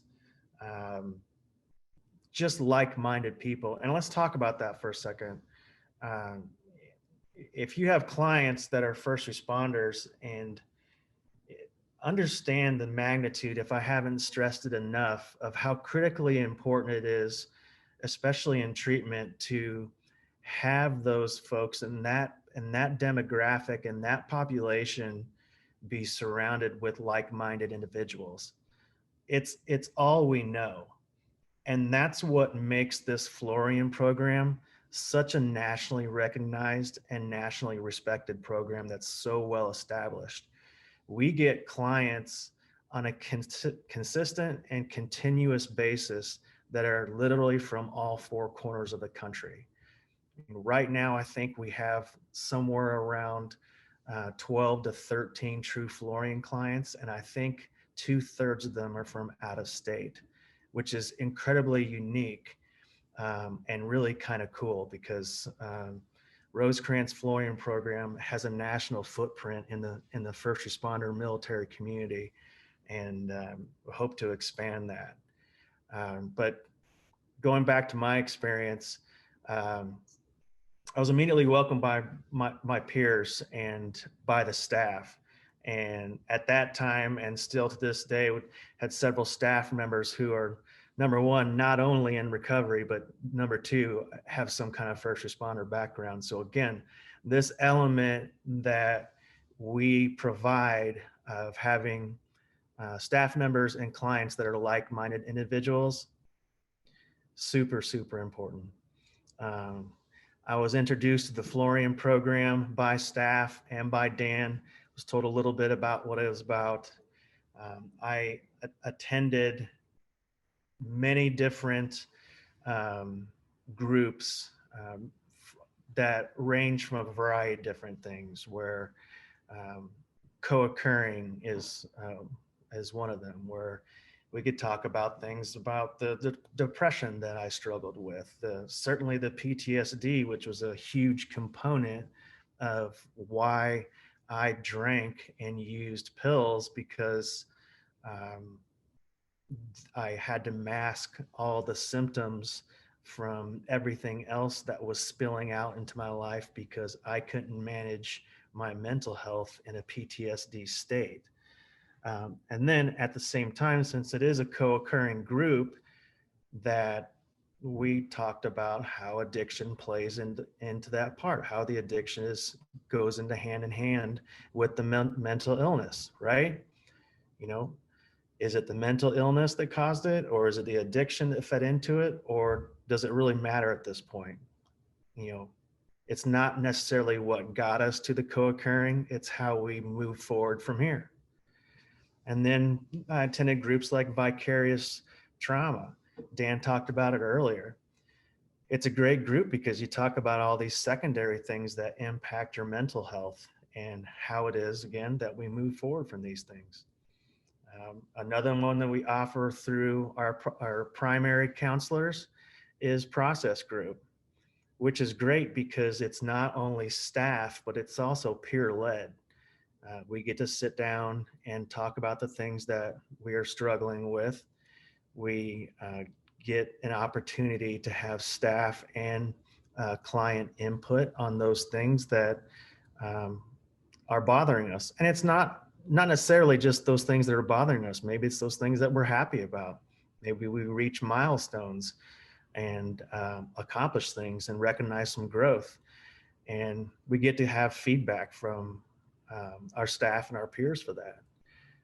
Another thing that I benefited greatly from was family education. The family education program, I can't speak highly enough about the guy that runs it. I've seen him do some amazing work with our clients. And his ability to educate our family members who are not in recovery is second to none, in my opinion. We also, in a pre-COVID environment, we attended off-campus meetings. And let's talk about like some of the non-clinical side of what we offer, like the 12-step program education that we provide. It's about 2/3 to 1/3. We give a significant amount of step work education to our clients because this company recognizes that there's benefit and there's value to the AA and A philosophies and the step work. So we would go to off-campus meetings where we would get to talk to other people who had significant amounts of sobriety and recovery and listen to what their perspectives were. We also attended DRA, Dual Recovery Anonymous, for those folks that deal with mental health disorders and addiction-related issues. And what was really cool about that was when I was here, I was told that we were one of the only 4 locations in the state that offered that. I assume there's more now, but it was a really beneficial group. We talked about relapse prevention. Why? Because it's probably one of the biggest things that we see here is, you know, no matter what the program is that we're working or what it is that we're doing, there's always relapse potential out there waiting for us. So we hit that pretty hard. And I learned a lot from that aspect of the part of the program. And Dan talked about the facility a little bit as far as our ability to take the clients down to exercise, just to get your body moving again, because for so long we've been abusing ourselves, and to go down and physically exercise to get those natural endorphins running again is pretty important. But then there was a whole side of the Florian program that I experienced as a client, which was just critically beneficial. We would have outside first responders or military folks come in and speak with us. Now we do it virtually. But most of which were in recovery, some of which were not. If they weren't, they were probably an affected family member. And they would talk about their challenges and how they have overcome them and how they continue to remain successful. And then we would have just a Florian specific meeting with Dan or with another Florian staff member, which was great because first responders and military folks are in that subculture, in a protected environment. They want to talk, we want to talk about the things that we've seen sometimes with each other, not necessarily, you know, with folks that just want to hear the war stories, but we want to talk to each other about why it is that we're bothered so much by A, B, and C. And being able to do that once and twice a week was great because I was able to process out a lot of the things that I saw and then hear from both staff and other of my peers that were true Florian candidates, how they had gone through the exact same thing. And I was able to see that, okay, when I once thought that my, you know, experience was terminally unique and I was different, I now realize that there was a whole bunch of people that I'm surrounded with that had gone through the exact same experience. So that was valuable. And I think that's what sets us apart. I think that's why our program is popular and is growing, especially within the fire service and medical folks. And we are gaining traction in the law enforcement community, and especially the military now too as well. So we're welcome to have our first responder military community here. We're here to serve those folks in the best way possible. And I'll take just a last few minutes before Jamie, before I end here, just to talk about what an absolute privilege it is to come back here as an alumni staff member and see people come in here broken with nothing, and see them walking out of here with a sense of pride and eyes that are clear and just grounded, who've experienced a lot of things. We get to see people walk out of here and we get to stay connected with them through the virtual Florian program, peer support. One of the other services we offer here is the Alumni Support.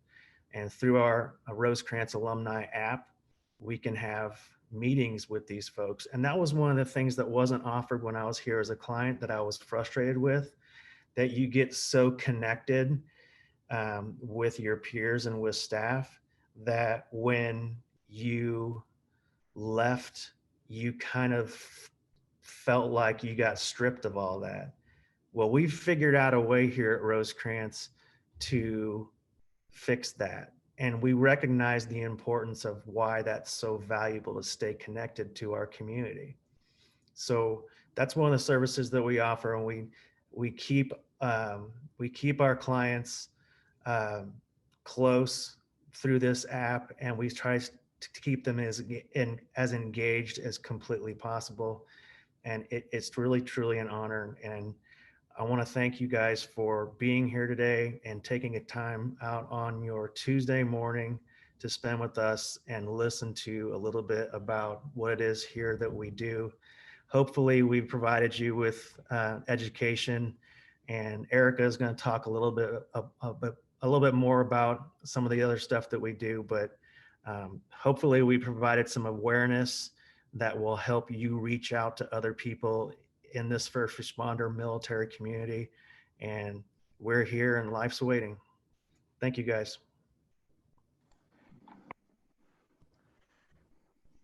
Thank you, Justus. Hey, Jamie, can you hold on just one second? I just want to ask Justus a question. Justus, can you just give, before we jump into Erica, which will be a good dovetail into her, from your perspective now as providing services, how you view delivering it and interacting with people such as yourself and other first responders? Ask me again, Dan. Yeah, from your perspective now as a clinician, as somebody that's working in this field, and you're a provider now. For many of these people that are clinicians, when you walk in and you meet somebody for the first time, what are you thinking? When I walk in and I meet somebody for the first time, it's like I'm playing the tape back. Like before they even open their mouth and I ask them what they're doing, I can almost answer their questions for them. It's like, I know what you're feeling. I know how you're feeling. I know what you're going to say. And I've walked the steps before you. So it's like, okay, in the same way that you guys had me, I have you now, and we'll get through this together.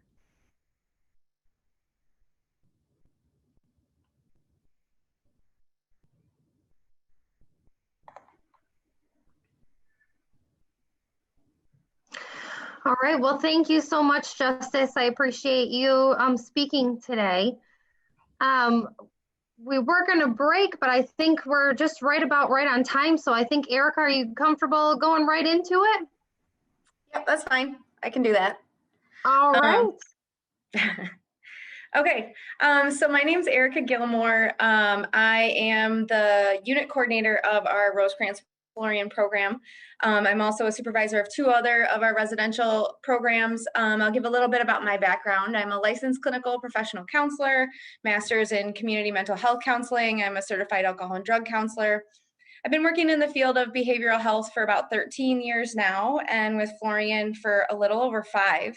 I have worked in a lot of different settings. I started as just a basic unit counselor on a adjudicated adolescent unit, working with the criminal justice population and kids, and then I did some work with DCFS, and I did substance use counseling in a jail for a while, and eventually that led me to be a primary counselor, a therapist on the Florian unit when it first started out, and about 3 years ago I became coordinator. So my role in this presentation is really to talk about how all this like cultural information about working with first responders in that community and how that applies to specifics of counseling or working with a first responder in therapy.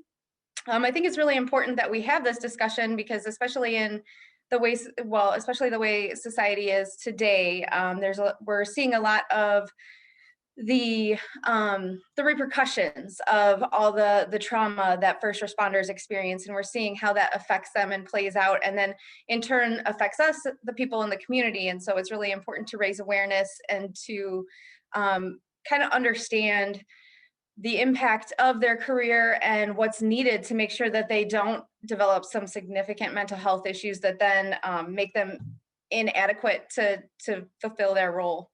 Okay, so I'm going to try and share my PowerPoint. I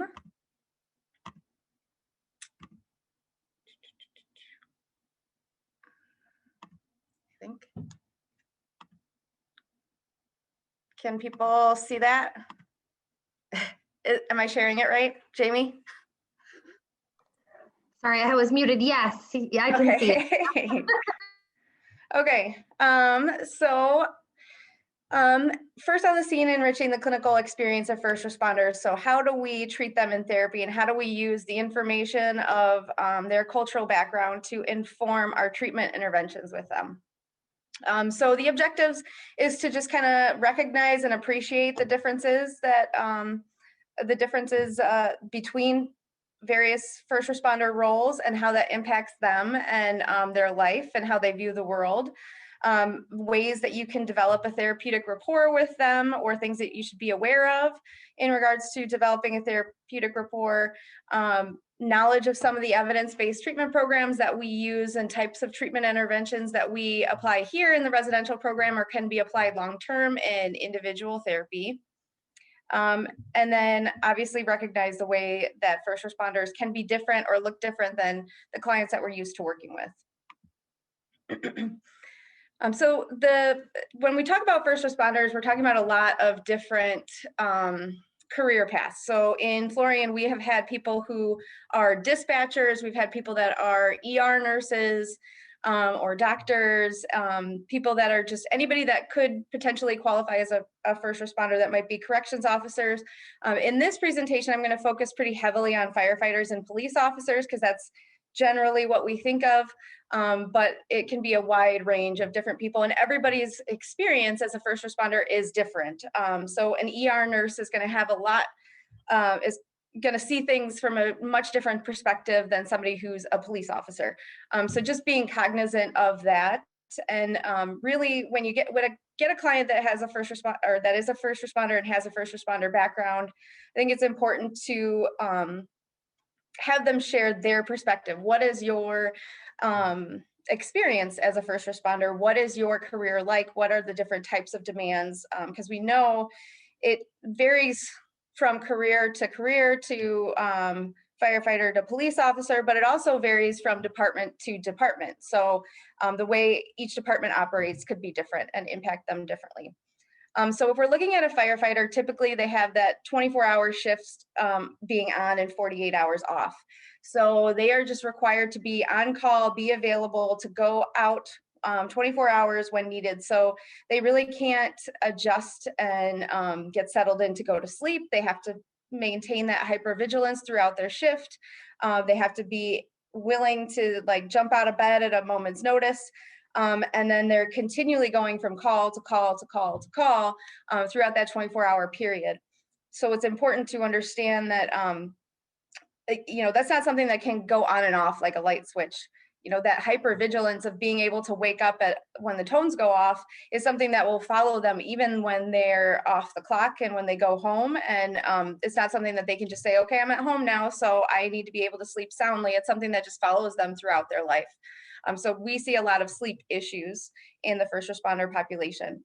So that can be different than if we're looking at a police officer, because they don't necessarily work those 24-hour shifts, but they do work about 12 hours. Typically what I've seen is 12-hour shifts, and they work alone. And so that's a huge difference between firefighters and police officers. Firefighters have a sense of community, a sense of camaraderie. Their coworkers are their family. They have somebody that has their back. A police officer is usually working by themselves and approaching situations that they don't necessarily know what's going on, and so they have to just be very aware and have their defenses up at all times so they can stay safe. The other thing is a difference between firefighters and police officers is that usually people are happy to see firefighters. So they're coming in to save the day, to fix the problem. Generally, police officers, they don't get as warm of a welcome. They're, there to arrest people or to solve a crime or investigate.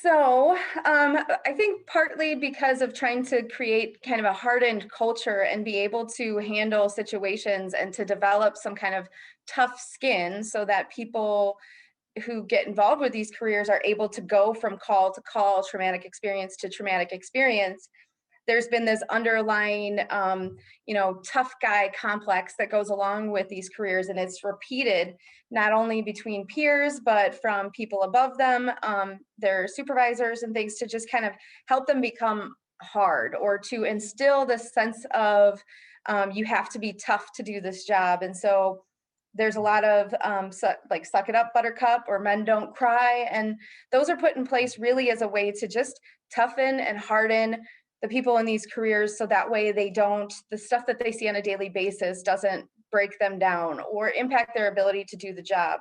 And because these unhealthy beliefs are part of the community and part of the culture, there becomes a lot of doubt and a lot of insecurity when they start to see that the calls that they go on are affecting them.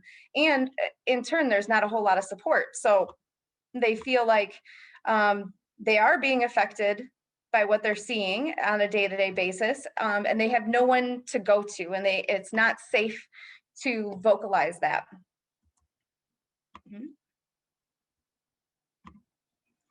And so some other things about the culture that impacts them is the superhero complex. So they have all that tough guy statements that they say to have that tough hardened shell, but also, you know, when people look at a firefighter or a first responder or a police officer, they aren't seeing a human being. They're seeing somebody that's going to solve the problem or is going to save the day. They're not seeing how they're being impacted by everything that's going on. They're not seeing the stress and the anxiety that they're under. They're just seeing somebody that's going to fix it. And so there's a lot of pressure on the first responders by the community to come in and be the superhero, and to also, you know, have all the answers. And so part of being able to wear that cape is kind of internalizing that superhero complex. It can fuel the ego, and it could lead to narcissism. And so what we see on the unit is a lot of those big egos of, you know, I know how to do this better. I can save the day. And when you get a lot of first responders in the unit together, that can lead to a lot of conflict and power struggles. And so in treatment, we really have to accept that that narcissism and that ego has kept them safe and kept them in a position where they could complete their job and they can do the day-to-day tasks. And we have to, I guess, kind of confront that in regards to it being seen as resistant to treatment or resistance to the therapists, and kind of come alongside them with that and acknowledge that's been a protective safety net for them. We also hear a lot of that dark humor. That's a staple of the first responder culture. You know, when you see a lot of really traumatic, nasty things, you start to develop habits to try and make it not seem so serious. And that humor to an outside person can come off as extremely offensive. So I remember one of my first experiences, one of my first days on the Florian unit, I was just shadowing as a new therapist, trying to get a feel for what was going on. And one of the guys shared a story about how he got in trouble with work because he responded to a call at a train for suicide in a train accident. And the firefighters had to go out there and they had to like pick up the pieces. And while they were out there, this one firefighter, he picked up the person's arm and started kind of waving it around as a joke. And the victim's family actually witnessed that. He wasn't aware that they were around. And so obviously he got in trouble, and that's extremely insensitive. And that's not something that they expect to do in the department. But on the unit in treatment, all the other first responders understood why that was funny. And they could make the jump to why that would have been appropriate, because of it, why somebody, not appropriate, but why somebody would do that to lighten the mood. They got that sense of culture. And so I think for us as therapists, we have to tread lightly in our confrontation of that humor and how we redirect it, because it has been something that helps them work through those traumatic things. And we have to understand that it's not them necessarily being insensitive. It's a coping skill, as unhealthy as it might be. And then, so with that, we have to just make sure we're monitoring our responses to it, not letting it shock us. You know, I think it's important that when you're working with first responders, you have a good idea of the trauma that they've seen and kind of know what they're going to share, because they are going to test you. They're going to want to share the most gory, horrific scene that they've experienced, just to see if you can really handle what they have to tell you. I've heard some stories of from clients that they went to go see a counselor, and they're telling a story about working with a call with an infant or a child, and the counselor then started to cry. And in that moment, then they stopped being the client and they felt like they had to comfort the counselor. And we want to be really mindful that we don't take on that role, and we are able to show them that we can hear what they have to share. So I wanted to talk about, we talk a lot about like post-traumatic stress, and that's a lot of what we see. We see a lot of the symptoms of post-traumatic stress. We know that it can be kind of like a spectrum, in that some people don't necessarily meet all the criteria to fit the diagnosis, but they have a lot of the other symptoms. And I want to talk about how it's really presents on the unit with the first responder population that I have worked with, and how we address those things. So depression, we see it in a lot of the more masculine clients. It feels more comfortable to be presented as anger or numbness. It can be really hard. People feel like they're not depressed because they're not overly sad. They just feel kind of numb, and like there's a fog in front of them. They aren't really connecting to the world. We see a lot of anxiety. And for the first responder population, they do a lot of trying to hide it. I've had multiple clients come to me over the years and come in my office and say they're having a panic attack, but they don't feel safe to experience it outside in front of other people. They've done a lot to try and make it unnoticeable, but inside their skin they're crawling inside their skin, and it's really unbearable for them. And it doesn't feel like a safe space where they can express those feelings in front of other people.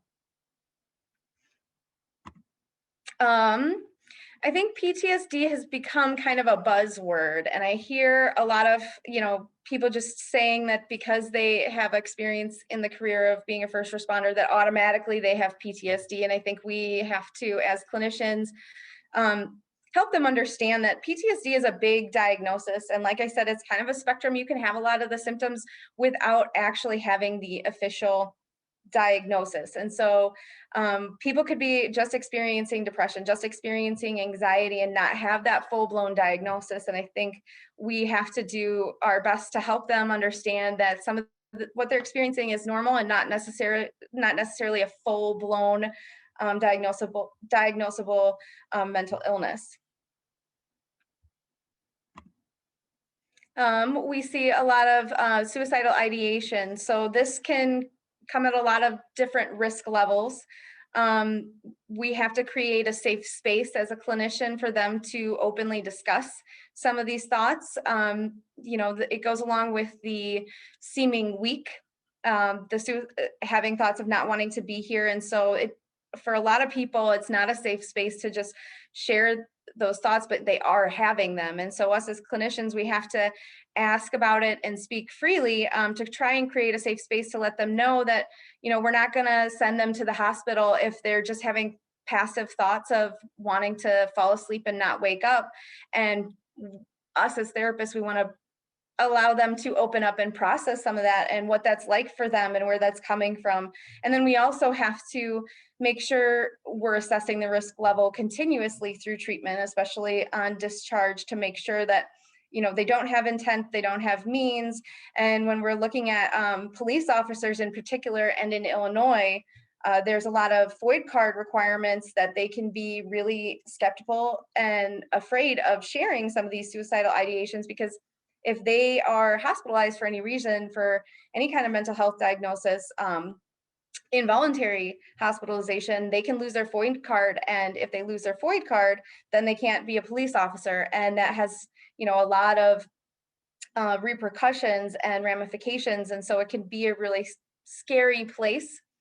So one thing that I like to talk about with my clients before we really even start any kind of therapy is to make sure that they understand that piece of it, that being here at Rosecrance in the Florian unit, it's primary substance use diagnosis. So that is not mandatory reporting for any FOID card.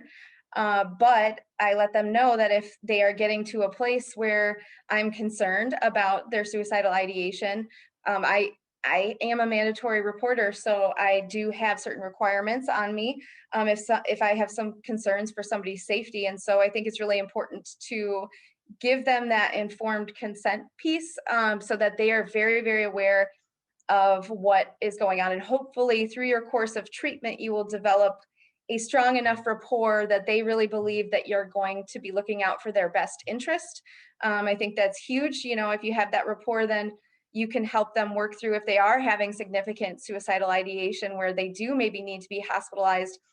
Maybe if you have that rapport, they can feel comfortable in sharing that with you. I have not had a situation, worked with a client directly here at in my time with Florian, a police officer that I've had to send via Form 5 to the hospital for any reason. So, yeah.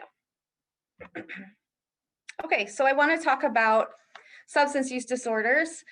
It seems to me, my experience anecdotally, the first responders that I've worked with have been a lot more open and receptive to discussing their mental health symptoms. And it can be a lot more difficult for them to give up or commit to life of recovery from substance use. And I think this has a lot of reasons that are embedded in the first responder culture.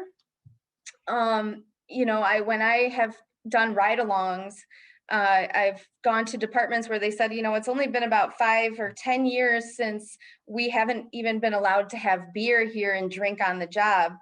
So that's even a new thing, just being sober, like at the firehouse for certain areas. And so I think it's important to acknowledge and recognize that that has been the safety net and coping skill and what has been taught and educated to first responders when they're new, when they're kind of rookies in the job, is those more veteran people in the department have told them, you know, go to the bar. I had somebody who used to work here as a former police officer, and he said when he went to training, basic training, they told him, you know, he asked, like, how do you cope with some of this stuff? And they pointed at a bar across the street and said, that's where you go and you deal with all your problems from work. So we have to recognize that that's something that has been safe, and it can be really scary for them to want to give that up, because in recovery, in AA and a lot of the recovery-based programs, they talk about complete abstinence and how you have to stay away from triggers, you have to stay away from things that are from temptation, and they really see their job as a huge trigger and temptation. And it's hard to want to, part of them is afraid that they have to give up their identity if they're not able to be around people that are drinking or using. The other thing is that, you know, there's excessive free time. So with the 24 hours on, 48 hours off, a lot of times for firefighters, they'll get a second job because they just have so much free time. And so, you know, if you think about it, when they're on that 24 hours on, they are dealing with a lot of crisis, a lot of chaos. Things are always moving. They're spending time with lots of people. They are very active. Their mind is active. And so that 48 hours can make you go a little bit stir crazy. If you're used to functioning and thriving in chaos, then if you have 48 hours with no structured time, it can be really difficult. And so a lot of times people will fill that void with drinking or substance use. It also serves as a sleep aid for them.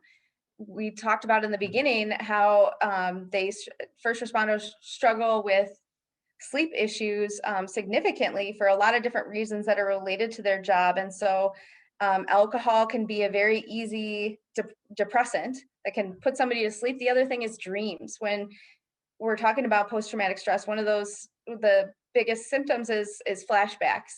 And that doesn't necessarily have to be while a person is awake. A lot of times that comes out as nightmares, and the alcohol can make it so people aren't dreaming. And that can be a really scary thing too, is they don't want to give up the alcohol because they don't want to have to re-experience some of the traumatic events that they've seen. So So there's certain things about the job as a first responder that are unavoidable, that are part of the culture, that are going to impact a person. But there's other things that can make people more high risk for developing some significant mental health symptoms that can put them more at risk, that can possibly be avoided by the department, or things to be aware of for the person to know that they might be more at risk. So if a person is poorly trained, if they don't feel like they have the skills to adequately do their job, it can make them more likely to feel unsafe in a trauma or crisis situation. And if somebody is panicking because they don't feel like they know how to do their job, and they feel like that could put themselves or other people at risk, that can put more stress on them, being unfit mentally and physically. So if they don't feel like they can handle the situation because maybe they are extremely anxious or extremely depressed, or they're struggling with something right now, or maybe they've had an injury or they have some pain, whether it's career related or otherwise, they can feel unsafe to complete a task. If there's poor or lack of leadership, if they don't know who to respond to, or they don't feel like they can rely on the people above them, or there's a lack of sense of trust, that can negatively impact them. If there's any kind of like favoritism or gossip or drama in the department, just kind of can make it feel like they're not supported. If they've already experienced some kind of personal trauma, so if they've gone through a loss or they've had a crisis situation in their personal life, going to a call that then reflects that can have a significant impact. The length of time that they have to be on a call. So if they have a really significant issue or crisis call, and they're there for the entirety of their shift or for a huge part of it, that stress can take its toll on somebody. Repeated exposure, excessive gory scenes, if they are part of the department, like this special crimes or special victims unit or something, or the homicide unit, and they're constantly being called to these horrific scenes, that can really impact somebody. So I think the underlying theme for things that can make somebody more at risk is their sense of confidence and their ability to do their job. And there's a lot of things that impact that. So basically, if somebody doesn't feel like they are safe, or that the risk of making a mistake is minimal or as low as it could be, they could potentially, the stress of that situation can negatively impact their mental health. So things that can protect somebody or make somebody feel safer in those environments is the opposite, or make somebody more resilient is the opposite, and that's making the situation seem more safe. So if somebody has more experience on the job and they feel more confident in their knowledge, and they've gone through a lot of different training, and they've had a lot of different calls, and they feel like they're adequately prepared. If they have specialized training, so doing certain things that may be out of the ordinary, you don't see every day, but then they can feel like they're competent if something were to happen. If they're happy with their department, if they feel supported, they feel like there's good leadership, there's good communication, they know what's going on, they have social support, they feel like their coworkers are team members, all of those things can make somebody feel safer and can contribute to healthy mental health working in the field. So there's two types of things that interventions can do to be prepared for crisis situations, to make sure that they don't negatively impact somebody's mental health as much as possible. And then there's things to do after a crisis situation happens to make sure that you're following up and following through in the potential impacts of that situation. So the ways to be prepared is to make sure that you have a good protocol. So know what different crisis situations exist and lay it out and make sure that everyone is prepared. And that could be running a drill. I've gone to a couple trainings where for people that have handled active shooter situations, and some of the things that they have said repeatedly that went well, that didn't go well, is when they had trained and they had role played a active shooter drill, the things that they did and how it was able to be translated to the actual situation, they were very grateful that they did that drill, that they wouldn't have known certain things about it or been prepared to handle it if they hadn't had that drill. And then the opposite is if they didn't do a drill or they didn't talk about certain situations and didn't do a run through, they felt like they were making mistakes and weren't adequately prepared. So gathering as much info about the disaster as possible. So it's important that the department and leadership is informed. The people who are directing and delegating tasks and navigating the situation need to make sure they have all the information they can gather at the time. So rather than just rushing into something or wanting to just jump into it, making sure to slow down and get everything that they need to know how to approach the situation. There should be clear leadership lines. Everybody should know who they report to, who they're taking orders from, who to share information with. Also, to make sure that you're informing the first responders or people that are going into crisis or trauma situations, just recognizing and acknowledging that they need to be aware that this will impact your mental health. If you notice yourself feeling overly stressed, if you feel that this is impacting your ability for whatever reason, if you're shortness of breath, talking about kind of feeling like you're getting tunnel vision, having a panic attack, just letting them know that these are things that could be normal in the situation, then also letting them know it's okay to make sure you have a buddy and let your buddy know that you're not doing good and you need to take a minute and to step away, and letting them know that the department recognizes that that's a possibility and that it's okay to take a minute so that you can be the most effective person that you can be. If they know that that's okay, that's huge. And then the other part is to respond then after the crisis situation, making sure you're following up, making sure that there's clear follow through and clear communication afterwards. So that's doing a debriefing of what went well, what didn't go well, what do we need to do differently. This is, we're taking ownership that this communication wasn't made, just kind of following up with that. And assessing the welfare of the team.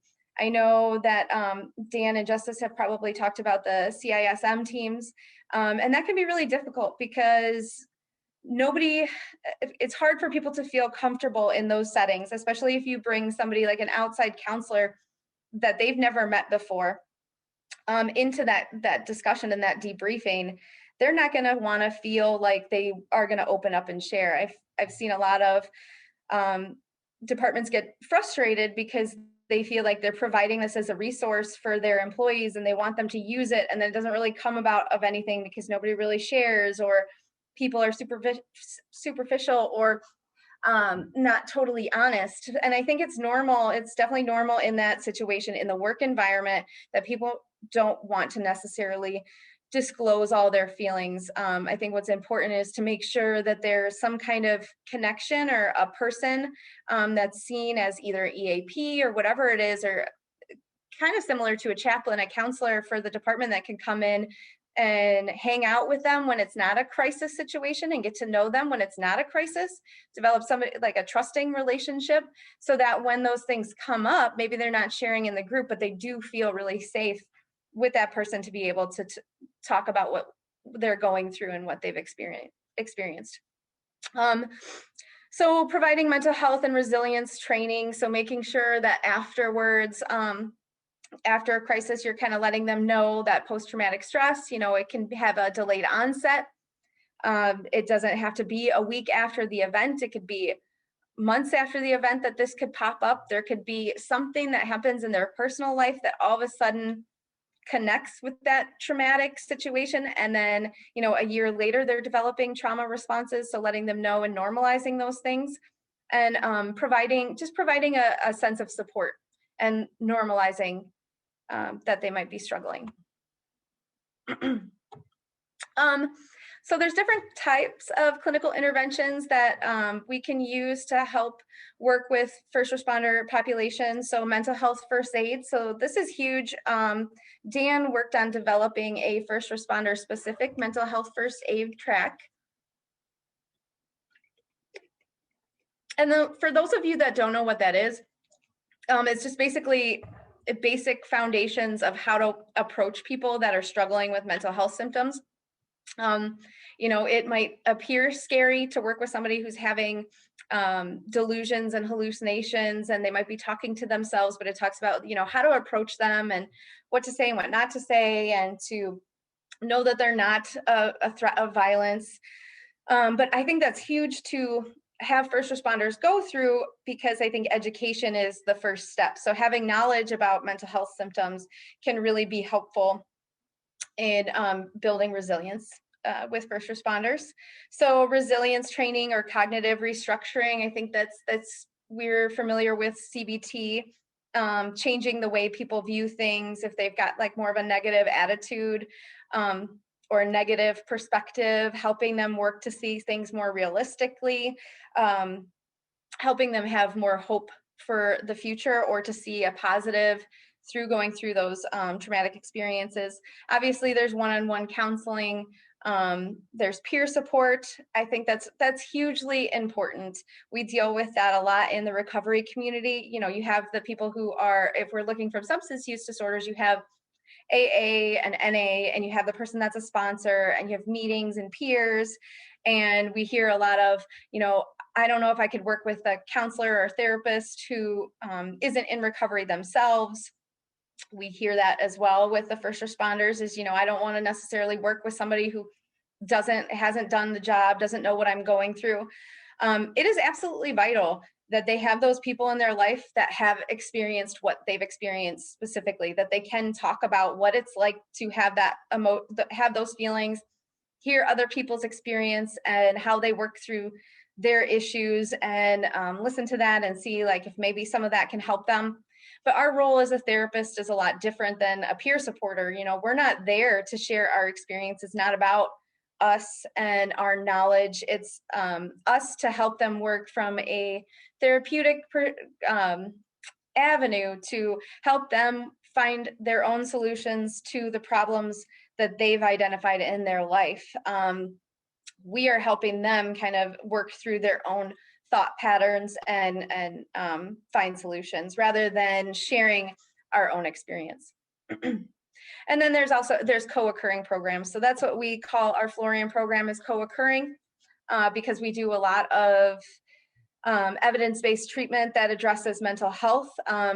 For those of you who are familiar, you know, a lot of the treatment interventions that we use for people struggling with a substance use disorder is very similar to what we would use with somebody struggling with depression or mental health. They overlap quite a bit, and we talk about it being a chicken or egg scenario. Don't know if one caused the other, but a lot of times, you know, I would say, you know, in the 90s, percentage-wise, is probably where we're looking at with people that have both a mental health diagnosis and a substance use diagnosis. So it's important to address those things on an integrated level, rather than having the two treatments for those issues be separate. Okay, so this is kind of what to do in the immediate, like immediately following a crisis situation or a trauma. This is kind of what you do when somebody's actively going through maybe that panic attack or having seen a really bad situation. You know, we talk about like counselors going to places like 9/11 and different crisis scenarios to be able to provide this early crisis intervention support. Really, we're just kind of making sure that they are safe.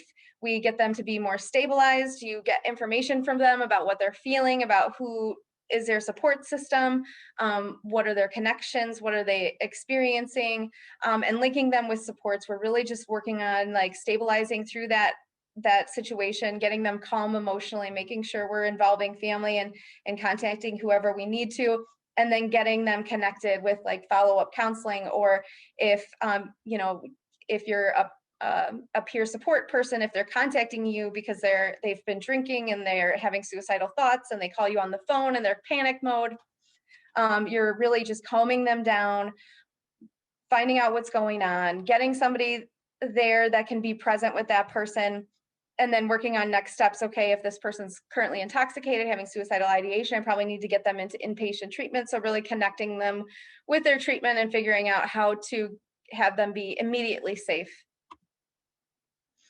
Okay, so these are some of the things that we use in our residential treatment program.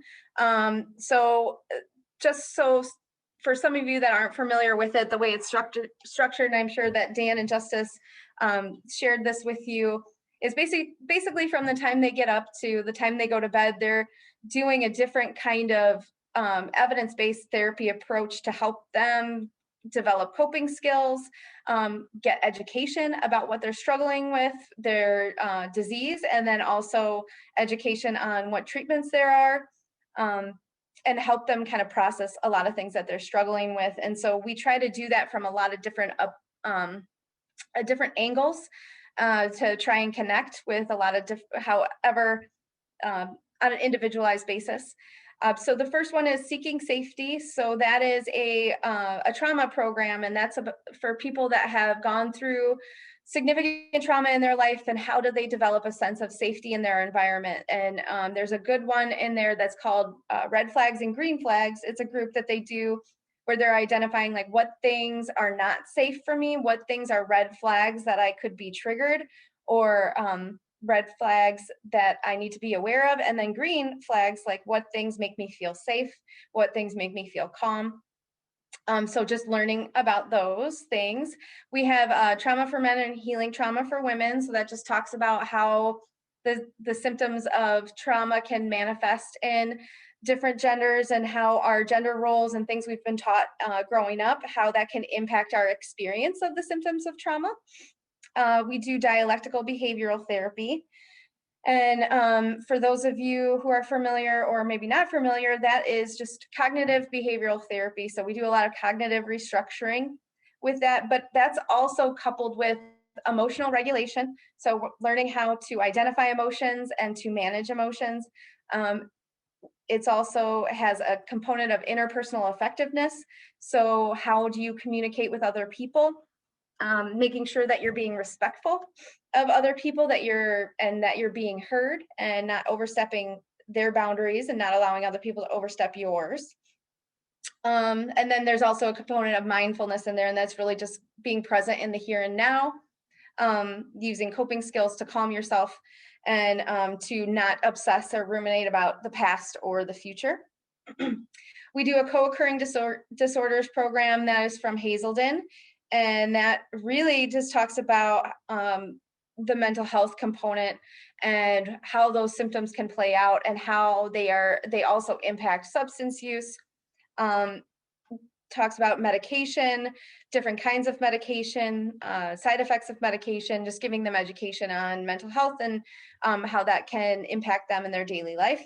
And then we also do a program called Cognitive Behavioral Therapy for PTSD that's about restructuring thinking in regards to trauma-related situations. So some more long-term interventions. These are things that you're really going to do in a private practice counseling situation. People come into our Florian program, our residential program, and because they have this perception that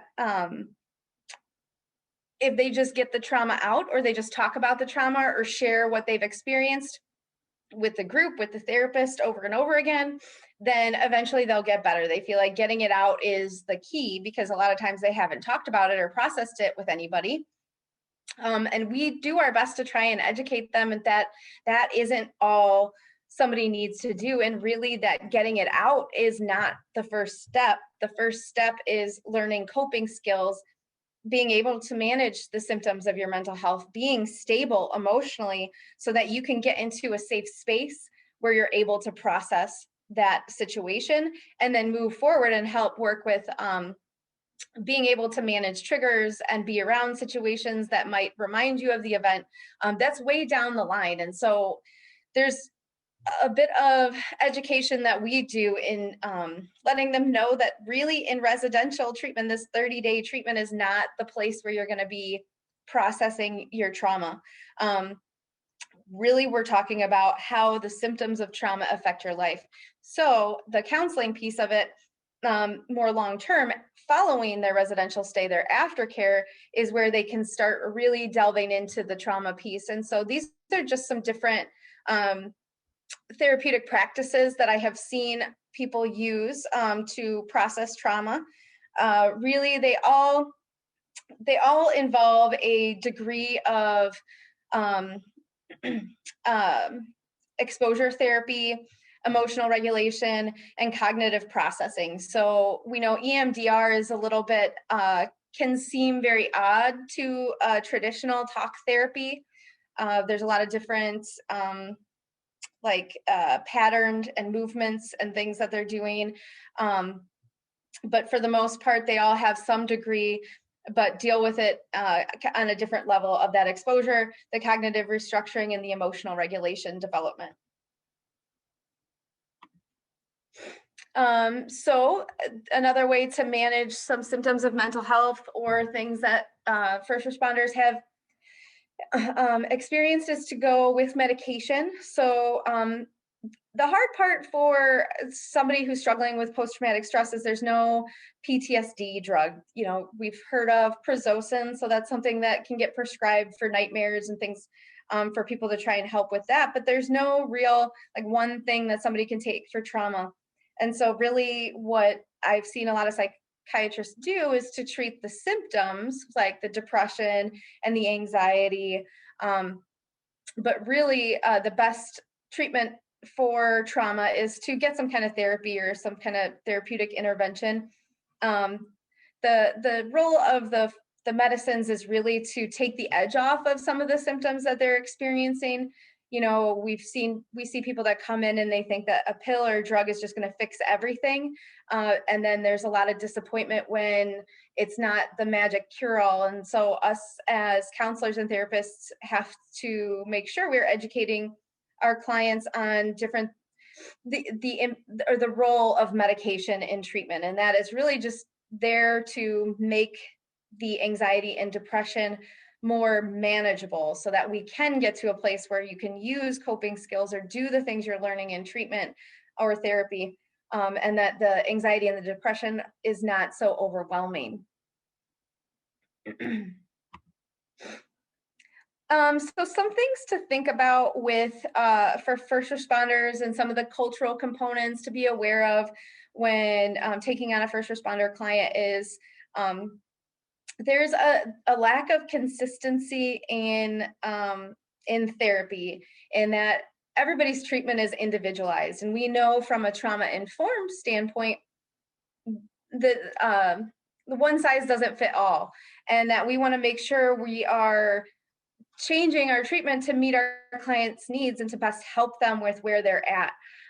People in a first responder community are used to SOPs, orders, structure, black and white, chain of command, that kind of thing, which is very different, very objective, and yeah, unfamiliar to the subjective therapeutic world. And so in regards to our 30-day residential treatment program, they can come in and they will look at their treatment plan and they think, I'm going to complete all my assignments, I'm going to power through, and I know this is a 30-day treatment program, but I'm going to knock it out in 2 weeks, and I'm going to be cured, and this problem's going to be behind me. But we know as therapists and clinicians that that's not the case. It's more about the journey than it is about the checking the box and completing the interventions or completing treatment assignments. We know that it's what happens and the experience of those 30 days that helps somebody get stable in treatment, not just the checking of the box. So making sure that we're communicating that with them, and also knowing that, you know, they want to know aftercare. If they're doing individual therapy, they want to know that they're going to be fixed and cured in 12 sessions. And there's no way at the start of therapy that we can know that. And so we have to do our best to provide answers for our clients, but also be very candid that this isn't a set in stone process. And you can make a lot of progress, and then you can slide back 3 steps. So it's just taking it day by day. Okay, so there's, like I said, the struggle with the subjectivity of substance use and mental health treatment, and there's a need for control. So it's hard for them to entirely trust in a therapist and to let them take the reins, if you will. And so I think it's really, really important for a therapist when you're developing the rapport with the first responders to be very not controlling, to really establish that sense of empowerment with them, to let them know that you're not coming in to tell them what to do, you're not coming in to judge them, letting them kind of lead the way in the beginning, and not being as confrontational or not being as challenging about some of the things that they're struggling with in the beginning, to just develop that rapport with them so that they can feel that they have the control. It can be really hard for them to involve family. Now, we know with substance use treatment, well, just recovery in general, whether it's substances or mental health, family and support is one of the primary components of successful recovery. And so we do a lot here at Rosecrance to have the family education program, or to reach out to family, get them involved in somebody's treatment. But for a first responder, they have spent a lot of their time trying to protect their family from experiencing or knowing about what they see on a daily basis. And so they also don't want them to have to be burdened with the symptoms of their substance use disorder or mental health disorder. So really, really encouraging them to have family involved, but it can be really difficult because, you know, they feel like it's their problem to solve, and they're usually the helpers, and it's really hard for them to allow their family to be that for them. We also have to be cognizant of the first responder work schedule. We do a lot of referring to intensive outpatient treatment for substance use disorders. And that's typically 3 days a week for 3 hours a day. While we know that with the first responder schedule, that might not always be something that they can accommodate. And for a long time, when Florian first came around and I was a primary therapist, I had a hard time getting referrals to IOP, because a lot of times people would say if they can't commit to these 3 days, then they can't be in the program, and we can't be flexible about the 3 days. And so there was a lot of resistance there, and seen as unwillingness, or maybe seeing it as the typical resistance to treatment because they couldn't commit to the IOP. But I think we have to understand that a lot of departments are not understanding of needing to go to this treatment. And so as clinicians, we should work to be flexible to give them whatever they can get out of treatment. Okay, so I did want to talk about some typical patterns of first responders that I have worked with. There's some things that have kind of come up that are repeated. Hang on, let me stop sharing here. So some repeated, I guess, themes or patterns that have come up as a result of some clients that have had a history of working as a first responder. The first one is just we talked about the defensiveness, the narcissism, the ego. That's something that is a continual theme, and that's, you know, that goes along with that tough guy status, and that is a very safe place for some people to be at. And I have worked with some therapists, new therapists in the field, you know, the ones, some of our primary counselors here at Rosecrance, and it's really kind of working with them to know that that's not personal, that challenging, and to see if you're gonna be scared of them, or if you're going to be submissive, or if you're going to let them have control. You know, they're really trying to feel out who you are, and if you're confident in your position. So we just have to be mindful of ourselves and our reactions to that. So we talk about how, you know, you want to come up to them and reach your hand out, have a strong handshake, you know, come off as confident. But we know as therapists, sometimes that's not our general demeanor, and we might have a more soft approach or gentle approach, and that's who we are as a clinician. I think just being cognizant of how that might, how they might be defensive of that at first. If you don't fit into that first responder box, that they might not be overly receptive to you at the beginning. I think being cognizant of just not forcing that relationship and coming alongside them and gently trying to develop that trust. Another thing that I have seen is people who have retired from a career as a first responder. There's a big sense of loss of identity that I don't know that has really been discussed or that they've been allowed to talk about. So we have people who have spent, 50 years as a career firefighter, and 80 years old, they've developed this really bad drinking habit where they're just drinking constantly. And it's because they've lost their sense of purpose, they've lost their sense of identity, and they've lost their sense of community. People will say, oh, well, why don't you go back to the firehouse? Why don't you just stop in for a visit?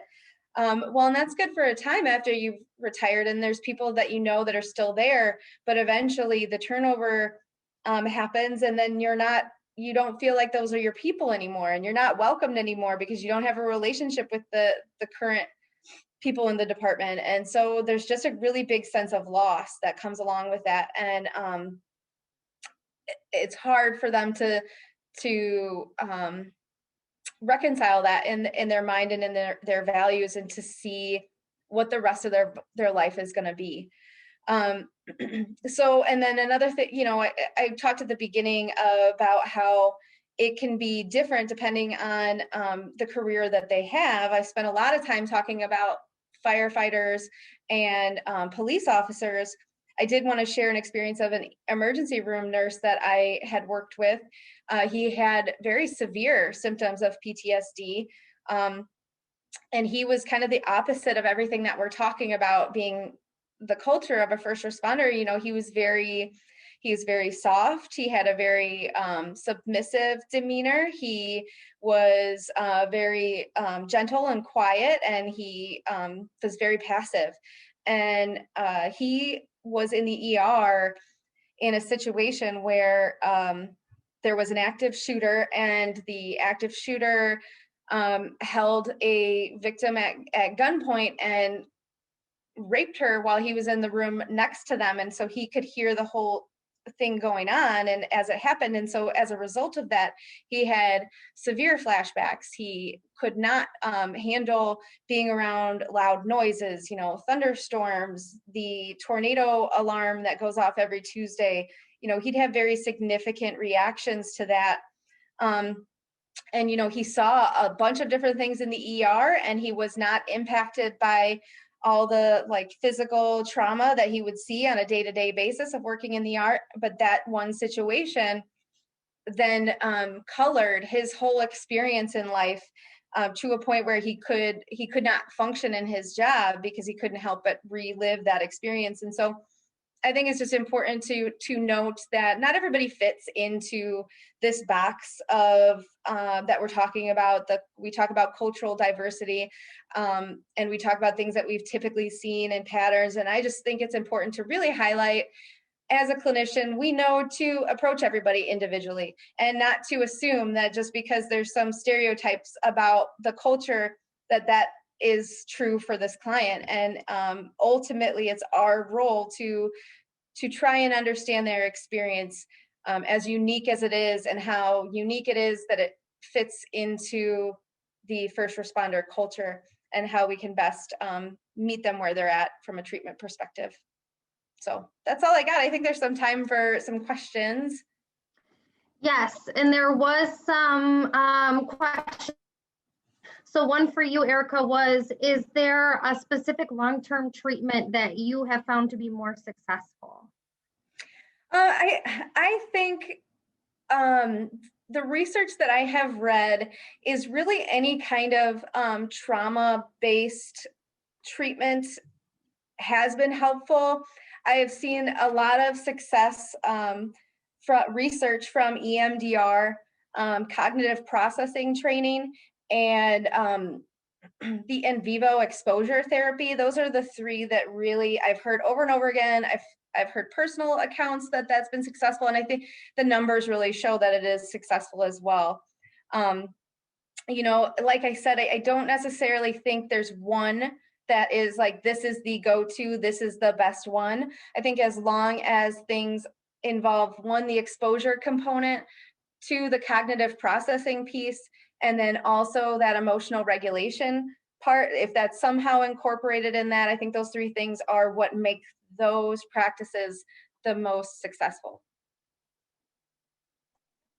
And another question was, are there first responder 12-step meetings locally, which I'm assuming local to us? Yes. So there's a peer support meeting in Rockford. A former staff member of ours runs at Mark Console. It's called Blue Lights. And so that's a peer support. I think more towards the city of Chicago, I have heard of 12 steps AA/NA specific meetings that are held by like police officers or firefighters. I don't know any off the top of my head, but they do exist out there. I think at this point, it's more about like who you know to get the referral. I know there's a few that are listed, and I can definitely look into getting some specifics, and maybe Justus or Dan know more than I do on that. Yeah, I think the simplest thing that you can do is what I did when we first started the program to get peer supporters to come into our program, which is just Google peer support groups and then touch base with them and ask them if there's people within their organization or ones that they know of. One of them in Chicago is called No Cop Out. That was started by Chicago police officers, and there's about 7 meetings throughout Chicagoland area that they have specifically for law enforcement officers of any, again, that's including corrections, anybody that carries a gun for work. So, Justus. Yeah, I really don't have much more to add than that, other than what you and Erica have covered already. It's kind of a no shock from what we've already discussed. It's kind of a group within a group. And unless they're really well established, like the No Cop Out or Blue Lights, it's kind of a word of mouth, kind of delivery system on. You kind of have to do a little bit digging on and some self-research to figure out where they're at.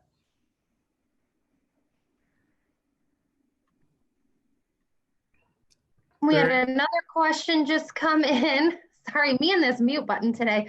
How have you seen first responders, especially police officers, responding to the racial tension, especially as related to policing in the last year?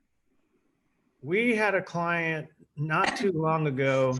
It wasn't necessarily that this person was responding directly to racial stimulus as it was the department's overall response to what the department's needs were from their officers, where they were working 12-hour shifts 7 days a week for over 30 days, which is what caused his relapse.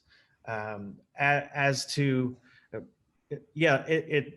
especially from the younger cops and from some of the older cops who get there, it is an incredibly different operational environment to work the street at this point. And it's, especially with the new House bill that just got passed here recently, which, I won't get into the politics of things, but it is a very challenging environment, but not so much like direct response to the racial stuff.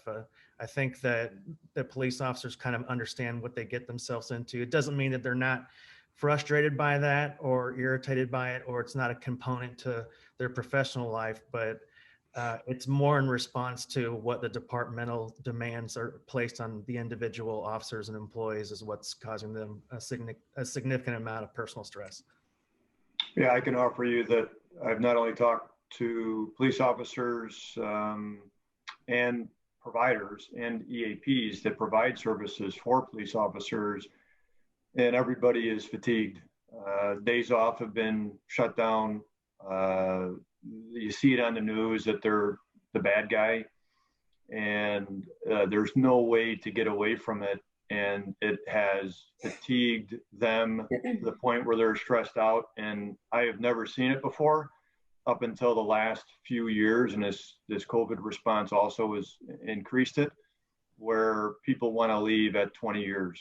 They want to get away, where in the past, everybody wanted to stay 32 years or more. So they want to isolate themselves, get away, disconnect. And that's created an issue, not only for the service personnel, but the providers as well, because I've talked to many of them and are like, damn, what do we do? And we're just trying to keep our heads above water with the people that not only want to leave, but are self-destructing, unfortunately. I mean, I think for me, and obviously I'm not a first responder, so I don't pretend to speak from that angle, but I think, and you know, I've worked with a lot of different people that have a lot of different standpoints on it. I think it's hard for people to accept that some of this is the result of the job and the mental health challenges that going through from trauma event, crisis event, trauma event over and over and over and repeated exposure, what that does to people, and how that can make them, you become desensitized and have really significant mental health symptoms. And I think people have a hard time accepting that or supporting that, that the way that we help this situation is to provide treatment and education and look at how do we mitigate the residual effects from a mental health standpoint of the career on the employees. The departments have a obligation, I think, to create a safe environment for their employees mentally. And that's a really difficult thing to do given what the profession requires. I think, you know, I do a lot of just thinking, you know, this is how I as a clinician can contribute to helping this situation. And it's not by pointing the finger and blaming, it's looking at how do we give people what they need.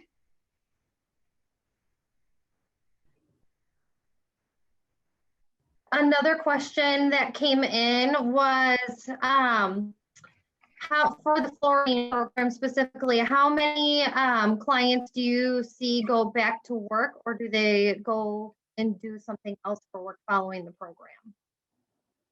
I could say that our goal, and probably what we've seen, is a good 90% of the people return back to work, maybe even more.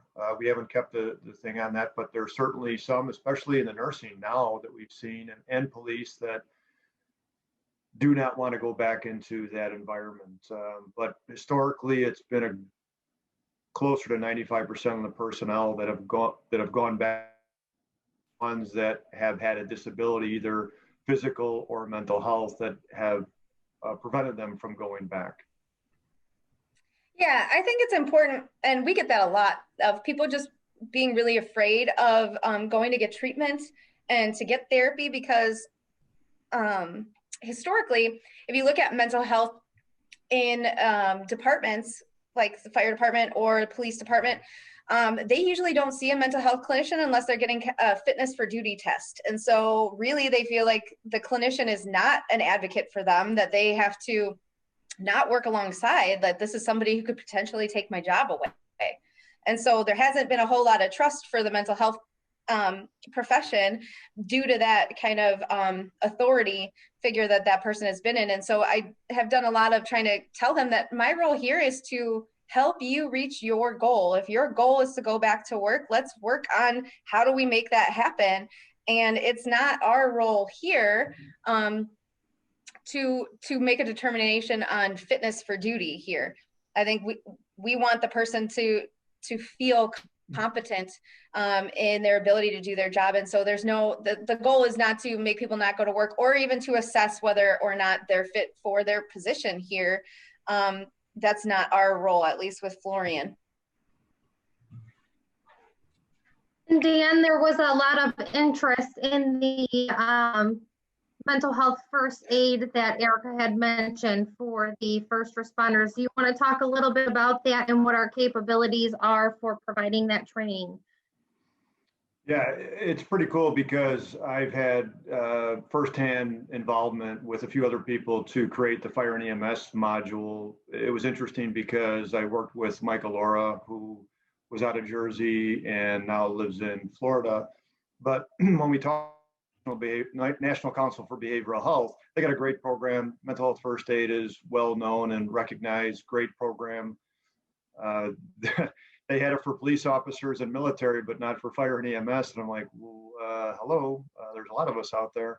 So they were willing to allow us to cultivate or create a fire and EMS module, which is very good. As I put in the chat, there's Living Works does the assist training. There's a lot of other organizations out there that do, like I'm drawing a blank, but there's other programs, CISM models and so forth. We've done trainings. We create trainings for specific programs. Obviously, it's easier when it's locally, but we have traveled as well, and we've done things nationally. Have done things in Portland, Oregon. So yeah, just to that there's, you got to search a little bit. It's not widely known, but certainly you can send me an email. I'll give you my opinion. I probably QPR training is one of them as well. So there's options out there. Finances obviously are a question, and we can tailor a program for pretty much any organization in regards to first responders with Erica, Justus, myself, Chaplain Chris. That's what we do. A little bit more difficult in this pandemic, but I know people have to, we do motivational interviewing training as well. But I know some people have to get back to work. And is there a way that we can answer some more questions and share that? Or I've only got 3 more. One is for Erica.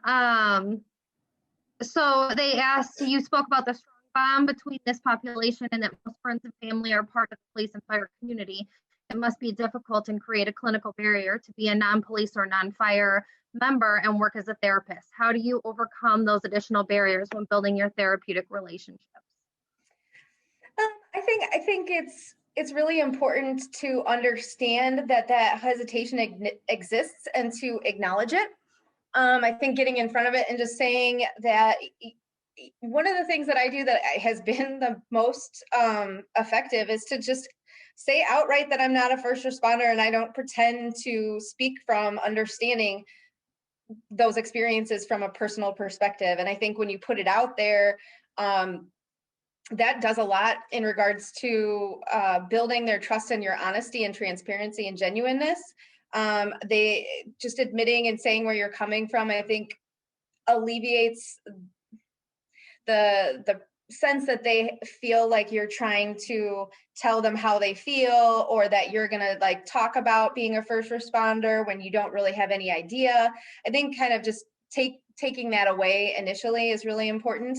And also, I just don't pretend to be an expert in something that you are not an expert in. I think where people make a mistake is, and I see it a lot when there's a therapist who's not in recovery working with somebody who's working a 12-step program, is when they try to tell them what to do or tell them how to work the steps or, tell them how to solve your problem. I think making sure that we're not trying to say we're an expert when we're not, and just being honest is a huge, huge part of that. Dan, you'll be able to answer this one better than me, I think, right now. What is the average time between an officer making the call to come to the Florian program and when they can start? Is there any lag time between and admit? Well, the nice thing about Rosecrance and the present CEO and the former CEO is they've made first responders a priority. So anybody that is a first responder or military background will go, to the front of the list. And we see very little lag time. Right now with COVID, obviously, if you come in with a test, we still test people when they come in. Depends on Detox, but it's usually pretty quick. And like Justus said, we've had people come from probably 30 or 35 different states across the country, all 4 corners of the nation. And it's just a matter of timing and getting here. In January, we've been full, but the sooner you could start that conversation with access, which we have again, priority access, and we have free over the phone assessments, we can make that happen. And the person's motivation. So last question, how do officers communicate their stress related to ethical issues within a department's culture? I think I read that funny. Did you understand that? Read it again. Okay, that's what I thought. How do officers communicate their stress related to ethical issues within a department's culture?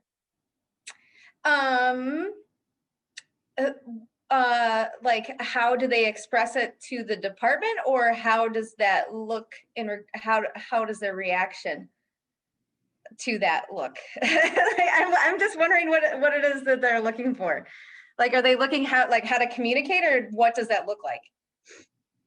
I think what I understand what the question is, which how do police officers communicate ethical concerns that they have that they may feel that their department may retaliate against them for, which, you know, we're bound by confidentiality, which everybody knows, and we encourage open and honest sharing, and what goes on in this building stays in this building. So we encourage a safe environment for sharing, and validate those concerns with the clients to let them know that they're in a safe space to talk about whatever it is they want to talk about, including those ethical concerns, which is a big concern. You know, police officers sometimes feel like they fight two fronts. They fight against their organization, and they fight criminals on the street.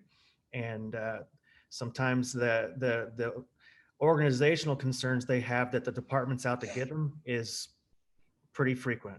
And we encourage our clients to talk about that and to see if whether or not what they're experiencing may be a little bit more fantasized, and try to see or evaluate how realistic that is.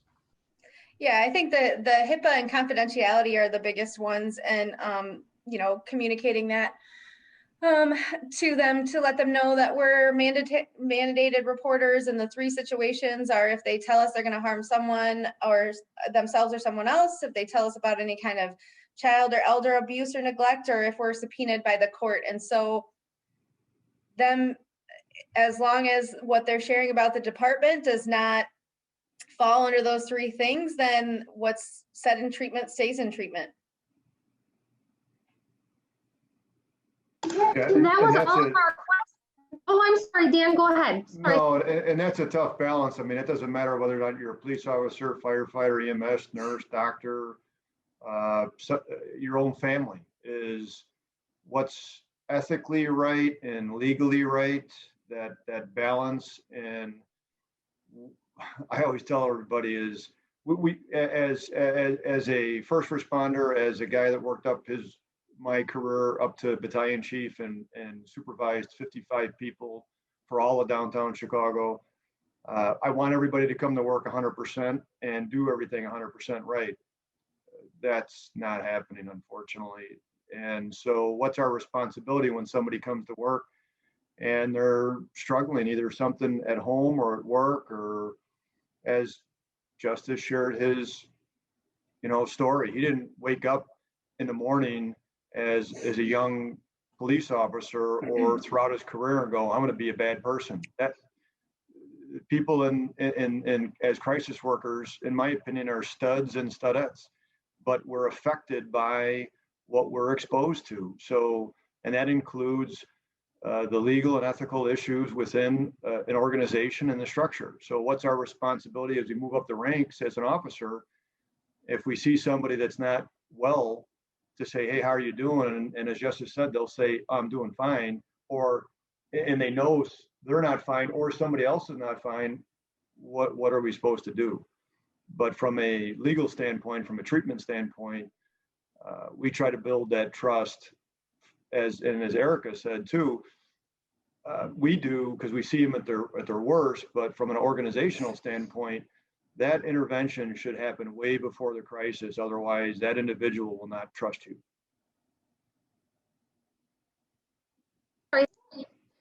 And that is all of our questions. I want to add, because there's been a lot of questions about the CEUs and if the slides and recording of the presentation will be available after.